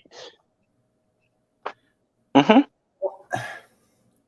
And again, making the woman with the longest win streak look even worse. Why do I have a feeling that this whole trust issue that Team Asuka and Charlotte Gadden have is going to lead to Charlotte going to WrestleMania and challenging Asuka? It's 100% leading that way.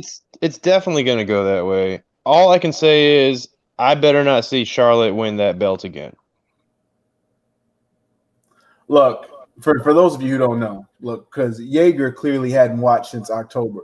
I stopped watching Raw about a good at the very least 3 weeks ago. So I haven't seen a Raw. Oh, I've been saying it.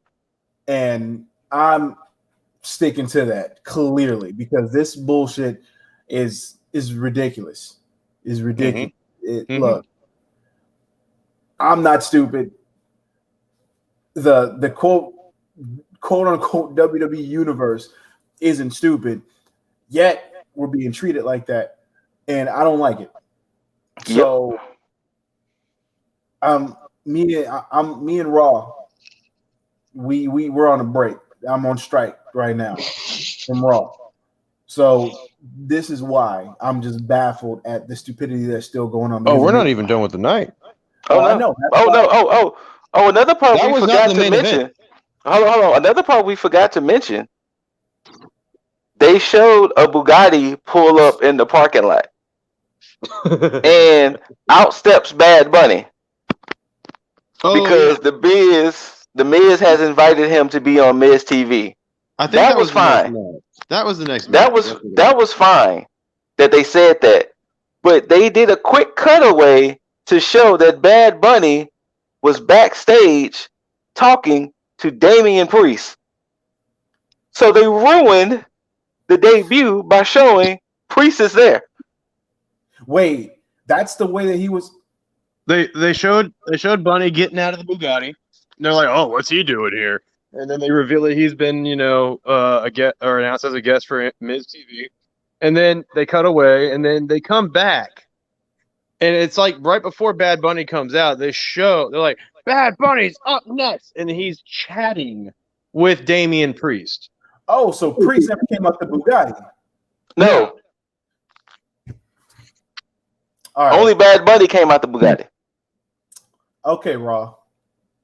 Okay, WWE. So we get to that next match or that next segment with Miz TV, and Miz is all being Miz about how, oh, Bad Bunny, well, we would love to work with you despite the shit that we just did to your equipment last night and the fact that you disrespected us. You know what? We're sorry for that. Can we get an apology from you?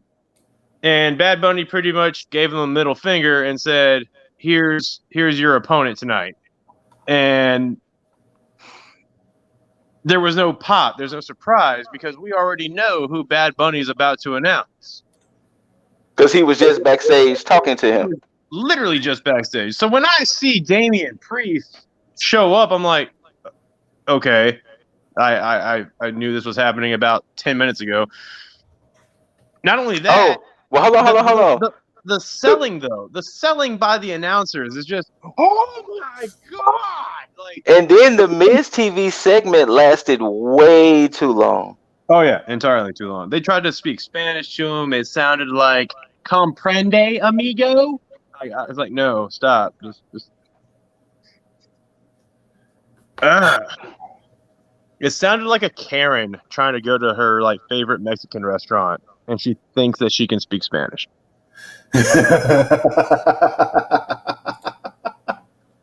I mean, if we really put it in perspective, he's not lying.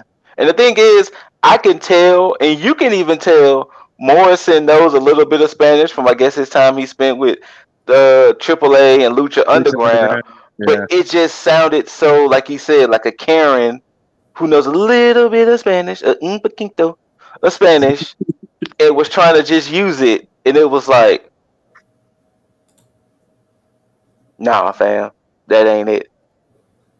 Look, why are they doing Priest like this, man? I don't know. Like, this was the worst introduction for an NXT star that I think I've seen. I can probably agree with you on that. I don't want this. I don't want this. Oh, well, okay, so this is the thing. So during the match, especially when he was announced, he came out just like his NXT, or he came out in his NXT style, and then he points at the Megatron, his name lights up, all that fun shit. And see, that was the part.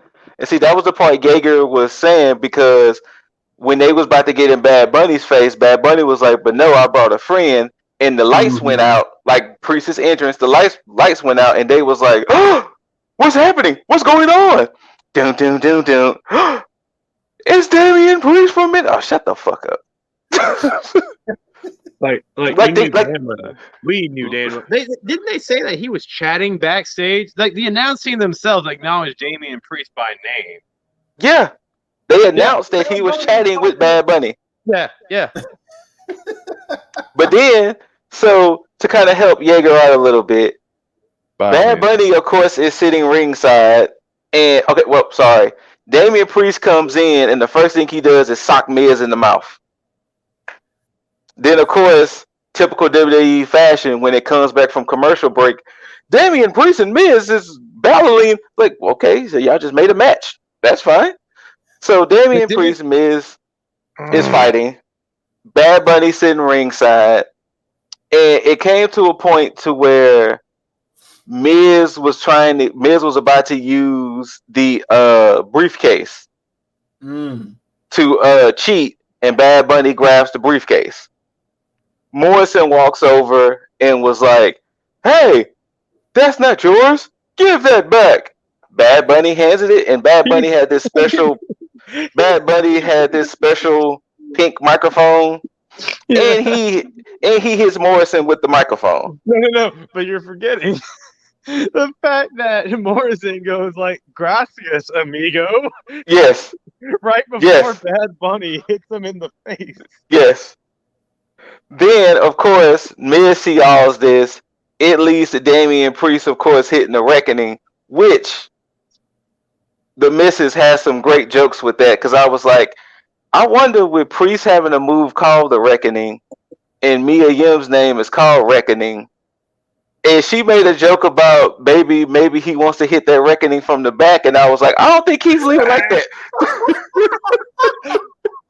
I immediately now need to see Keith Lee and Damian Priest fighting for the Reckoning.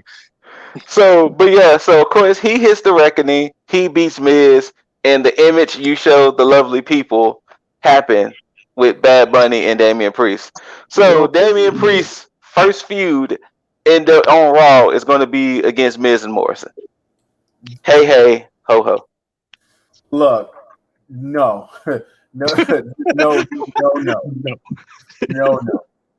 No. At all, because it's not it. Look, I want absolutely none of this. Oh, it's happening. It's happening. It's here. True. It's here. It's untrue.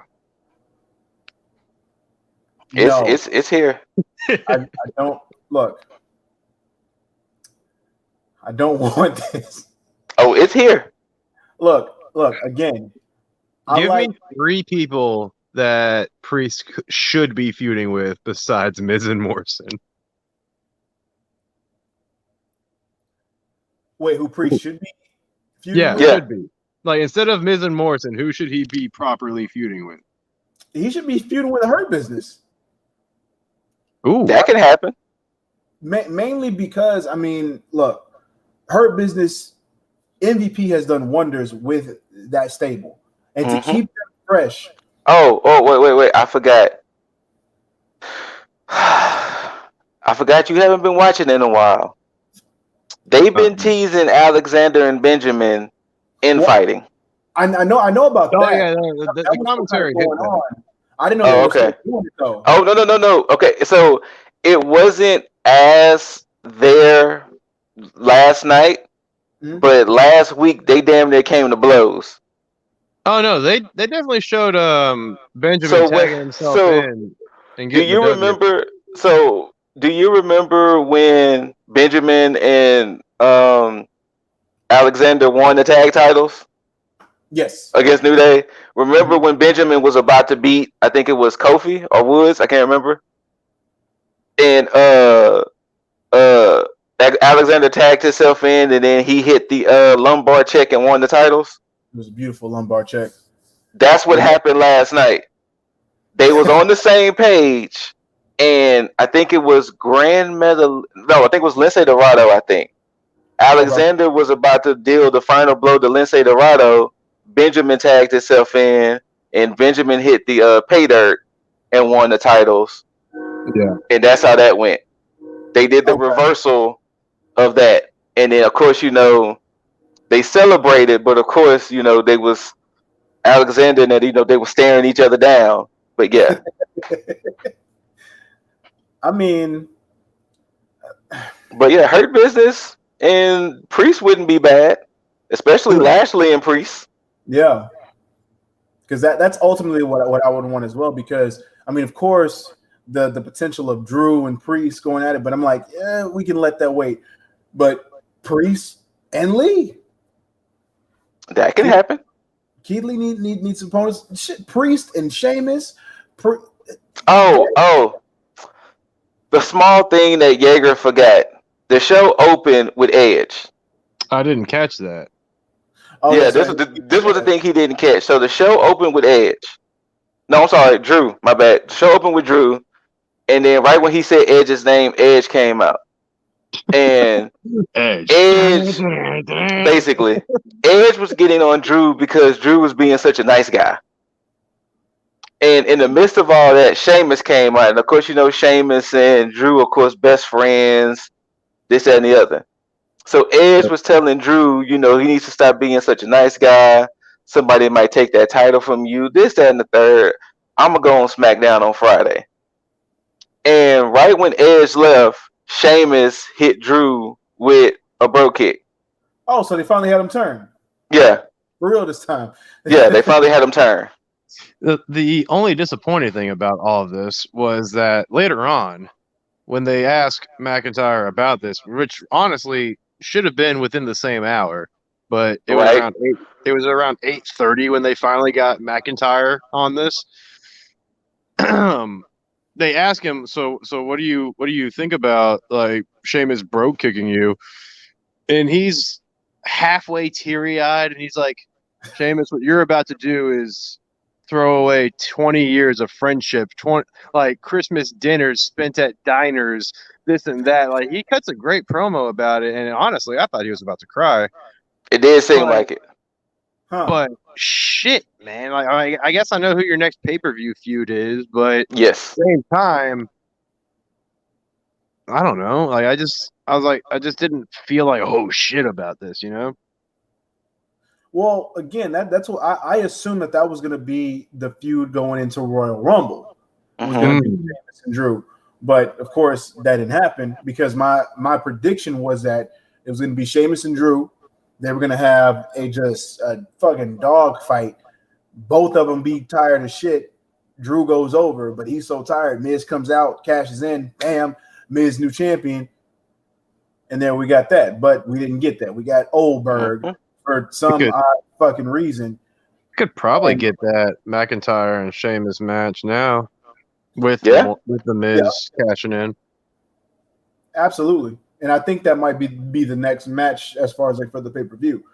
So and then of course whoever wins that goes into WrestleMania, which is not going to be Sheamus.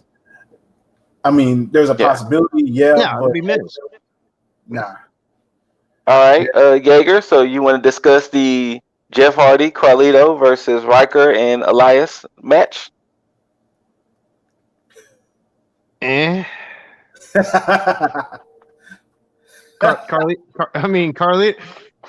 looked. I mean, we've already talked about how Carlito looks great. Jeff Hardy and him were an odd pairing, but this was again to showcase people that are coming back.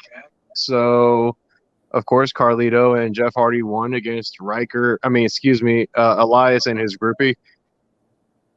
So, that's just about where I'm at. What I had a problem with was when we finally got to Alexa Bliss versus Nikki Cross. Wait, hold on. Before we get to that match. Oh shit, is there something else I'm forgetting? They announced early in the show that Edge and Randy Orton was the main event. I mean, they typically do that with Raw. They're like, "Oh, hey, we got a great show here. Here's our main event." I see that face. I saw that face. I saw it. I saw that face. He didn't like that. He did not like that. But why though? To settle the rivalry. To settle the rivalry. Oh yeah. So somewhere amongst the show that we were watching, Edge cut a pretty damn good promo about how actually no. Randy Orton cut one first, but Edge's was, in my opinion, better. Well, hold on. Randy's was kind of that rinse and repeat. Like, hey, I tried my best to put you away for good, so you can be with Beth and the kids, take care of your family, all that stuff. Okay. So yeah, okay. It was basically a similar talking point. But Edge is. Oh, go for it. Just tell him, Scoop. But yeah, Edge was basically like, look, I need to beat you so I can put you in my rearview mirror. WrestleMania is ahead. I have bigger fish to fry at this point. So we're going to settle this, Orton, and leave me the fuck alone. Okay. No, he got a bit more emotional in there too. Like he started talking about like, you think I'm thankful for like not being able to like pick up my kids or something like that. I was just like, damn. Like he drove it home. Like Edge cut a great ass promo for that. Yeah, it was a good promo. And I'm pretty sure there might have been some other bullshit, but let's get to it. Alexa Bliss, Nikki Cross. Okay, so when did this Alexa Bliss multiple personality disorder shit start? It started. It kind of went into rampant after Randy Orton burned the Fiend. Okay. So that's when she's been, like tormenting Randy. They've had a feud back and forth. Mm-hmm. Last week, I caught the replay during Raw that he had apparently RKO'd her after she fireballed him in the face. Which is funny enough to see. Which the missus said Randy Orton heals beautifully, by the way. Because he had no damage at WrestleMania. I mean, at Royal Rumble. At WrestleMania, no. But I mean, Royal at the Rumble. end of that night, he was all red in the face, like he had some burns or something. But yeah, but yeah. Oh yeah, no. Healing process is immaculate. Apparently, yeah. You go from like a tomato to nothing. Yeah. So now the kind of story of this match, Nikki Cross was saying, "I thought we were done with each other. Right. Why are we fighting each other again?" Yeah, she's exactly doing that. Going like, what do you want with me? Like, why are we doing this? We were best friends. Now, like, you chose your path essentially, and Alexa is just completely unresponsive to this. She's just being the child, according to the announce team, the child version of herself. So her character, you know how Bray is like the Firefly Funhouse Mr. Rogers? Yeah. She's his joyful, childlike co-host. Did she ever get quote unquote converted into this shit? Okay. Yes. She did get fully integrated because she was even on Firehouse Fun Flies and everything too. So Alexa's Playground is her spinoff of the Firefly Funhouse. Okay. Oh yeah, because she was definitely was swinging on a swing set all by herself, looking at the next swing set next to her. It was like, did you see what we did to Randy last week? That's supposed to be Bray. Oh, she's talking to. Yeah. Okay. It's supposed to be Bray she's talking to. Okay. Which at this point, I'm glad that as far as I haven't, because I'm sure he hasn't been on TV since. No, Bray has not been on TV since he was burned. So thank you. I mean, great for continuity purposes. Yeah. Well, not for Randy, of course, but right. I think when I saw those images of him with like the lucha mask, I was like, yo, if they go this route and have him like be like all like mentally discombobulated. It only lasted a week. Yeah, that's why I'm like, why didn't you stick to that? Because that almost had me like, yo, maybe I need to go back and check this out, see what they're doing. And gladly I didn't, because it would y'all I would have been like, oh, you got me, you motherfucker. But it didn't. So yeah. Okay, so Jaeger, tell him the discovery you found about Alexa and her powers. She has the ability to manipulate time, apparently, because Nikki Cross starts dominating at one point, and Alexa, rather than like show that she's in pain or anything, she starts doing this giggle shit. She goes to a corner. Nikki Irish whips her into a corner. And then we do a camera cut, and next thing I'm hearing is Alexa Bliss's music. Like Alexa Bliss, what was her nickname at that point? There was it 5 Feet of Fury? Yeah, some shit like that. Anyway, you hear her old music, and it went from blue shirt, little overall skirt thing, and pigtails to her straight up ring mat or her ring gear. Like within a second. Like as soon as you heard that music, she's over there, her hair is down, she's like she's in the corner but like leaning on it like she's ready for a fight. And she's completely snapped out of the kid version and is like, Nikki, we're friends. Like, what's going on? Like, what's like here, give me a hug or some shit.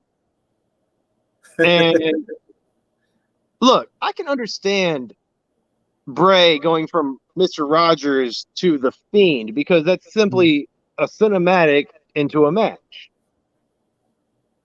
I am 100% not with this quote unquote live changing of appearance, like a whole wardrobe change, a whole hair and makeup wardrobe change. Supposed to be done in like what, 2 seconds, and you're calling that live? Don't you fucking lie to me, WWE. Like, this is bullshit. And not to mention the fact that she went through, again, another change back to the kid version to then go on and beat a very confused Nikki Cross, which honestly, I would be in Nikki's same boots on that point. Like, I would just be like, what the fuck am I fighting here? Now, she remixed her version of Sister Abigail and she debuted it last night. That shit is sexy. That shit was hot. So she does it. So she does it like the Sister Abigail normally. But But you remember how the way Dream does his DDT?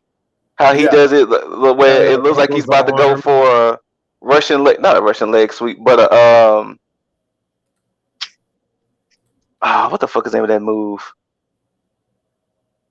His DDT. Yeah, how it looks like he about to do like the downward spiral, but he switches it to like a DDT. Yeah. Yeah. That's how it was. Like she did it, and then she does this, like her with her thing, and then she cuffed Alexa's head, and the Sister Abigail turned into kind of like a crossroads. Kind of like a crossroads DDT almost. Like it was a pretty sexy variation of the Sister Abigail, because that's what she debuted last night. Which I guess was the whole point of the fight. For some reason. Now, what you have not seen, Jaeger, she has her Fiend side. And her Fiend side is her hair in these big, kind of ruffled pigtails, like puff balls. And she's wearing all black lipstick and everything. Okay. And when she's in that mode, she can't feel pain. And she's like a 99 in reversals. A 99 in reversals. Like, I like it. She's a 99 in reversals. And that's kind of how she was in the end, which we will get to that. But that's kind of how she was a little bit in the end. Like she went into that. Like she kind of went like, I guess, half and half. I don't know. Because like what? No, because that like overall skirt thing was black, but her shirt was the blue shirt with the like, little chibi version of herself, like with that little smirk. Yeah. But yeah, so ultimately it led to, like I said, Alexa Bliss winning. But like I said, her variation of the Sister Abigail was pretty sexy. That was some hot shit. Yeah. Now, what I did like was the in-between, because as soon as that match was over, Alexa Bliss is walking back up the ramp. And I mean, it's like 2 seconds after her win that Randy Orton says, I'm coming out.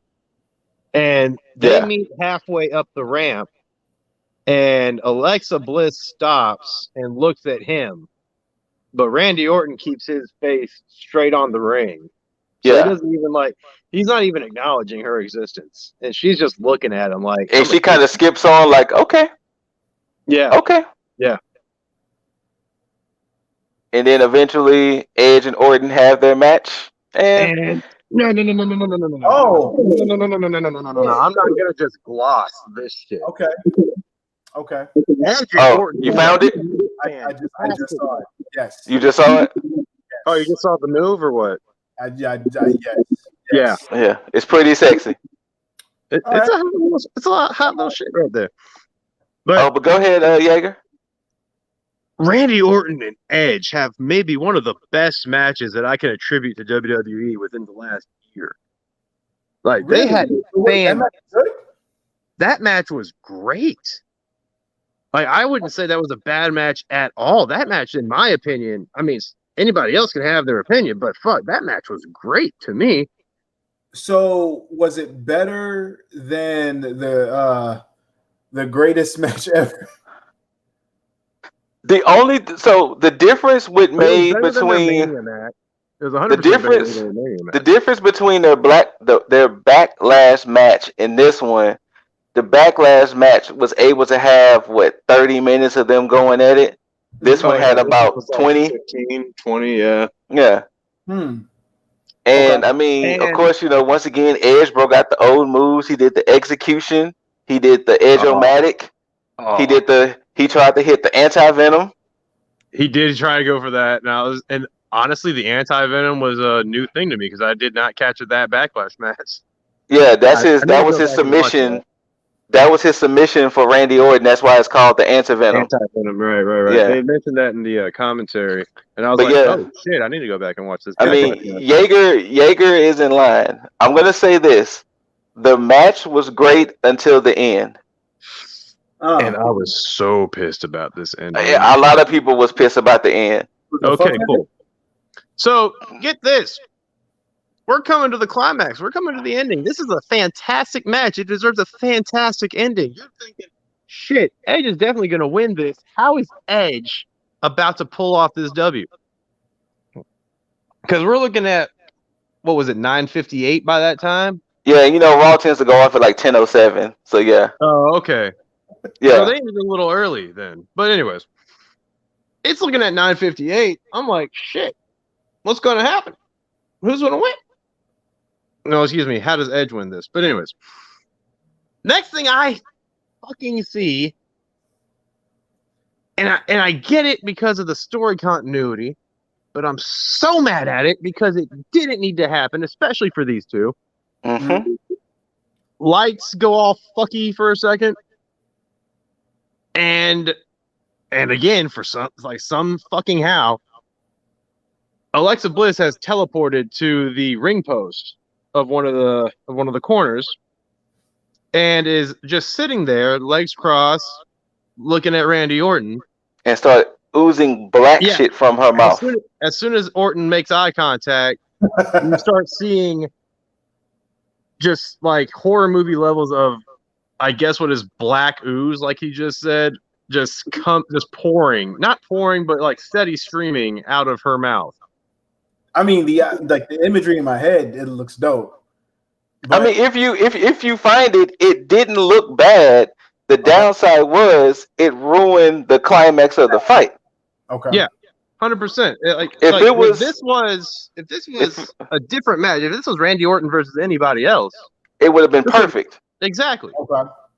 I would have promoted it for the story continuity between him and Alexa. But to say this was supposed to be the final match between Edge and Orton, they should have had a legit finish. But time manipulating Alexa Bliss is on the corner, on the turnbuckle, oozing black shit. Orton sees it, turns around, eats a spear. Spear from Edge. Now, from that spear, time manipulator is gone. She's completely gone. She didn't hop off the ring post and skip up the ramp. No, she is gone. And Edge gets the 1, 2, 3. Like as soon as he hits that spear too, because as soon as Edge spears him, like pins him, that's it. 1, 2, 3. Well, yeah. Like I said, it was a cool little image of her doing it, but it was like it shouldn't have been in that match because now it's looking like Edge couldn't win a match. Like it's like It's Edge making it needed look a like Bliss needed to show up. yeah, like Edge needed a distraction to win. So clearly we're not done with Fiend and Orton then. No, not at all. I mean, I'm okay with that just so the Fiend can get a win because he needs that win back. Yes, but still, this. But yes, that was the one notice. That was the one glaring thing the missus noticed. He was like, "How the fuck can they call this live?" And like Yeager is saying, it would have been different if the lights went out fast enough, and maybe she had the old unit under the new unit. But the fact that she had a completely different look, it's like there's no way this is live. Yeah. Went from pigtails, like looking like childish pigtails, like, you know, they're a little messy. Like you can see hair fraying out somewheres. And then within 2 seconds, her hair is done up, like Alexa Bliss style done. It's all down. It all looks good. And she's in a whole different ring set. And then they had her change back. Like if you would have just told, if you would like Scoot just said, if you would have like maybe cut the lights, maybe went black light or something, and Alexa's gone, probably under the ring or something, and just getting changed, I would have totally been okay with this. Now, you're calling this live. There's a watermark in the corner. I see it every fucking night that I watch, that I even care to watch this shit. But there's a watermark right there saying live. Don't lie to my face and tell me this is live. Now, when you definitely have Alexa Bliss doing some cuts. Some people did notice that the one thing that fucked WWE up is the one thing they was trying to be innovative with. People noticed with Alexa Bliss's changes, the images of the fans were not the same. I would think so. Yeah. No, 100%. The images of the fans were not the same. So that's how you know that couldn't have been a live situation if the fans have changed. You know what bugs me though is that what do these fans do? Do they have to sign like a You just sign up? No, but, right, you sign up, but do they have to sign any kind of a waiver that they're not going to say anything about this change that just occurred in front of them? I guess not. Like, I don't know. Because you're a fan, and hold on, let me understand how this works. Do the people that sign up to have themselves broadcasted, are they seeing on their phone screen what's happening? They're seeing the exact same thing we saw. So they didn't see. So we're seeing the camera cuts and all that shit.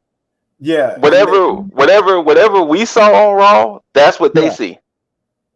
Okay. Yeah. And they changed the positions of the fans throughout the nights.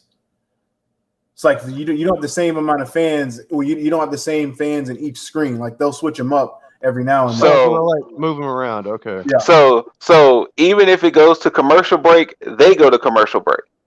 True. Okay. So yeah, this honestly, if I'm a fan, then I'm signing up to do this like live broadcast shit on my phone. What in the hell am I supposed to do / say when I see clear, like the fact that you definitely had to cut so this woman can change her outfit? Mm-hmm. And that's one of my concerns as well too, is because like when fans get back into the arenas, you can't continue to do this same gimmick like that. Like you can't, go, because you'll literally have to switch up what you normally do, because if you sit there and say, oh yeah, Alexa at this point is OP, like she's gonna sit there and change, it's over with. If she can't do that same stuff when fans are in there, it's going to water down everything that she's done up until that point. But I think I don't mind her having the powers that she's doing, especially in the now times. Mm-hmm. The issue that happens is it's the same thing. Like, why does she keep reverting back to the old Alexa Bliss? And then there's even sometimes she'll revert back to the old Alexa Bliss, and then she'll be like, "What am I doing? Help me! Why am I like this? Like, what am I? Like, how did I get here? Like she would act like she's confused, but she's just playing into it, and then of course time manipulation, she'll go right back. And then what? Put it this way, that image of her getting RKO'd, Jaeger. Yeah, that was her in her fiend form. Oh, so she didn't feel that RKO. Probably not. Jesus. But the show cut right after he hit it, so you know. But yeah, because like I said, her fiend form, she doesn't feel pain, and her reversal skills is 99. Plain and simple. Like you can't even, because like when she fought Asuka, because that was when she fought Asuka for the title last week, and that's when she switched to that mode, and she was about to beat Asuka until Randy Orton RKO'd her. Don't throw fireballs at dudes and you don't get RKO'd. I mean, basically, right? But yeah, so overall, Jaeger, thoughts and feelings of Raw? Yeah, I'm gonna go ahead and take a step up from Lip and say, you know what? I think we just need to start seeing other people. I think we've accomplished all we can accomplish together. I'm starting to talk to this one girl. Her name is SmackDown. She seems like she's a cool chick. I'll check out on Friday. We got a little date planned around, was it 7:00? Yeah, 7:00. Yeah. Raw. I don't need to see Raw for a while. Oh, one other thing that bugged the living hell out of me, and I mean this is just a thing that WWE does, but it's just the rapid camera cuts. Yeah, that shit is wild. They did that in the Royal Rumble, and then they did that on Raw, and honestly, I was just confused. Like, can y'all just pick a fucking angle? Like, you have a hard cam that shows what 200 people on webcam screens, and the hard cam angle. I found that out from Raw last night. There's apparently nothing on the camera side of the ring. No, it's nothing. No, there's absolutely nothing. But they showed like a corner, and they just showed that it's just like a big black void over there. And I was just like, thanks for letting me peek behind that curtain, but just chill the fuck out with your camera cuts, man. Like, you don't. I can only imagine the guy in the booth like trying to direct cameras. He's like, okay, 3, now 2, now 3 again, now 2, now 1, now 3, now 1. All right, now 2. Okay, now stay on the hard cam. That's your boy Kevin Dunn directing track. Well, he don't need to do it anymore.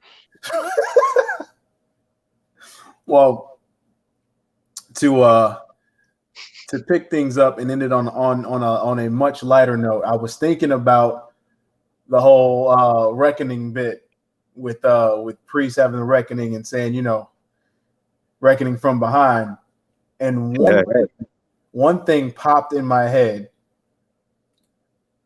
And that was that was this. And for those of you who don't know the shit, that's amazing. Oh, I don't know. Please, by all means. So basically, what it is it's something on TikTok that a lot of girls will go on with their regular garb. You know, what they usually wake up in or what they go around the house in. And then once the beat drops on the song, it's they end up switching to like them all dolled up and like they're sexiest. Wait. Is this the Bust It challenge? Oh, yeah, it's Bust It. It's not the shoe thing where they throw a shoe on and whatever. No. This is the Bust It challenge. And so shit. Mia Yim had hers. You doing us a favor right here. I've seen this, so I know what. I have not. This is and so just keep in mind, Damian Priest reckoning from behind. Oh no! Hold on, there we go. Try to show off the abs first, huh? Ah!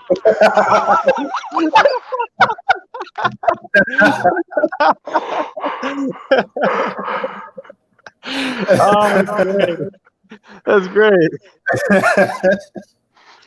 Because you led up to that perfectly. You did. All I saw was like the Keith Lee face. But it was the way it was fucking perfect. But oh my god. Again, out of everything Royal Rumble, Raw, the potentials of what could possibly happen, SmackDown, WrestleMania, NXT. Any closing thoughts on anything that we've discussed today? Scoop. I'm excited of a few things. Mm-hmm.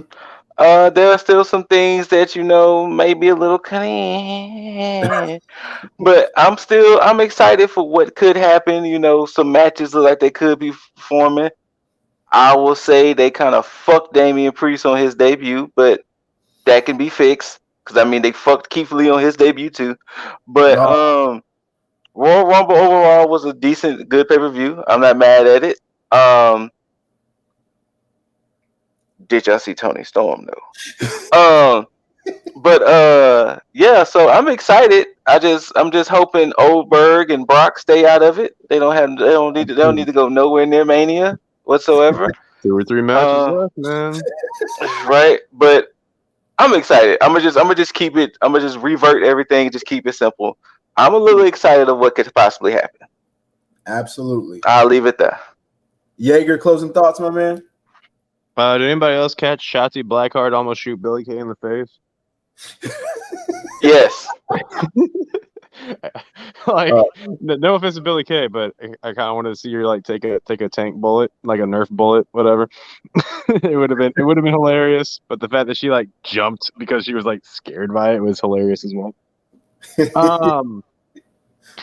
Shotzi, you were done an injustice at the Rumble. I more than cordially invite you to come try some Jaeger Shotsies over here, but we can cross that bridge when we get to it. Rumble itself, though, solid pay-per-view. I don't really say a whole lot about WWE recently. I guess I'll be your resident WWE hater, which I'm pretty sure a lot of you have reached that conclusion anyway. Raw, though, yeah, can I have 3 hours of my or 2.5 hours of my life back, please? Aside from the Alexa Bliss stuff and Damian Priest getting a shitty intro, I did not care. I did not give one rat's patootie about it. Makes sense. But also shout out to New Day because they always got my heart. Shout out indeed. All right, Mr. Deasley, what you got? My thoughts tend to stay the same regardless. Legends need to take their place, stay in their lane, allow the future and present to pave the way for the future. Ooh. What's going to come after that? Because look, for all look, nothing against Legends. You had your moment, you had your time.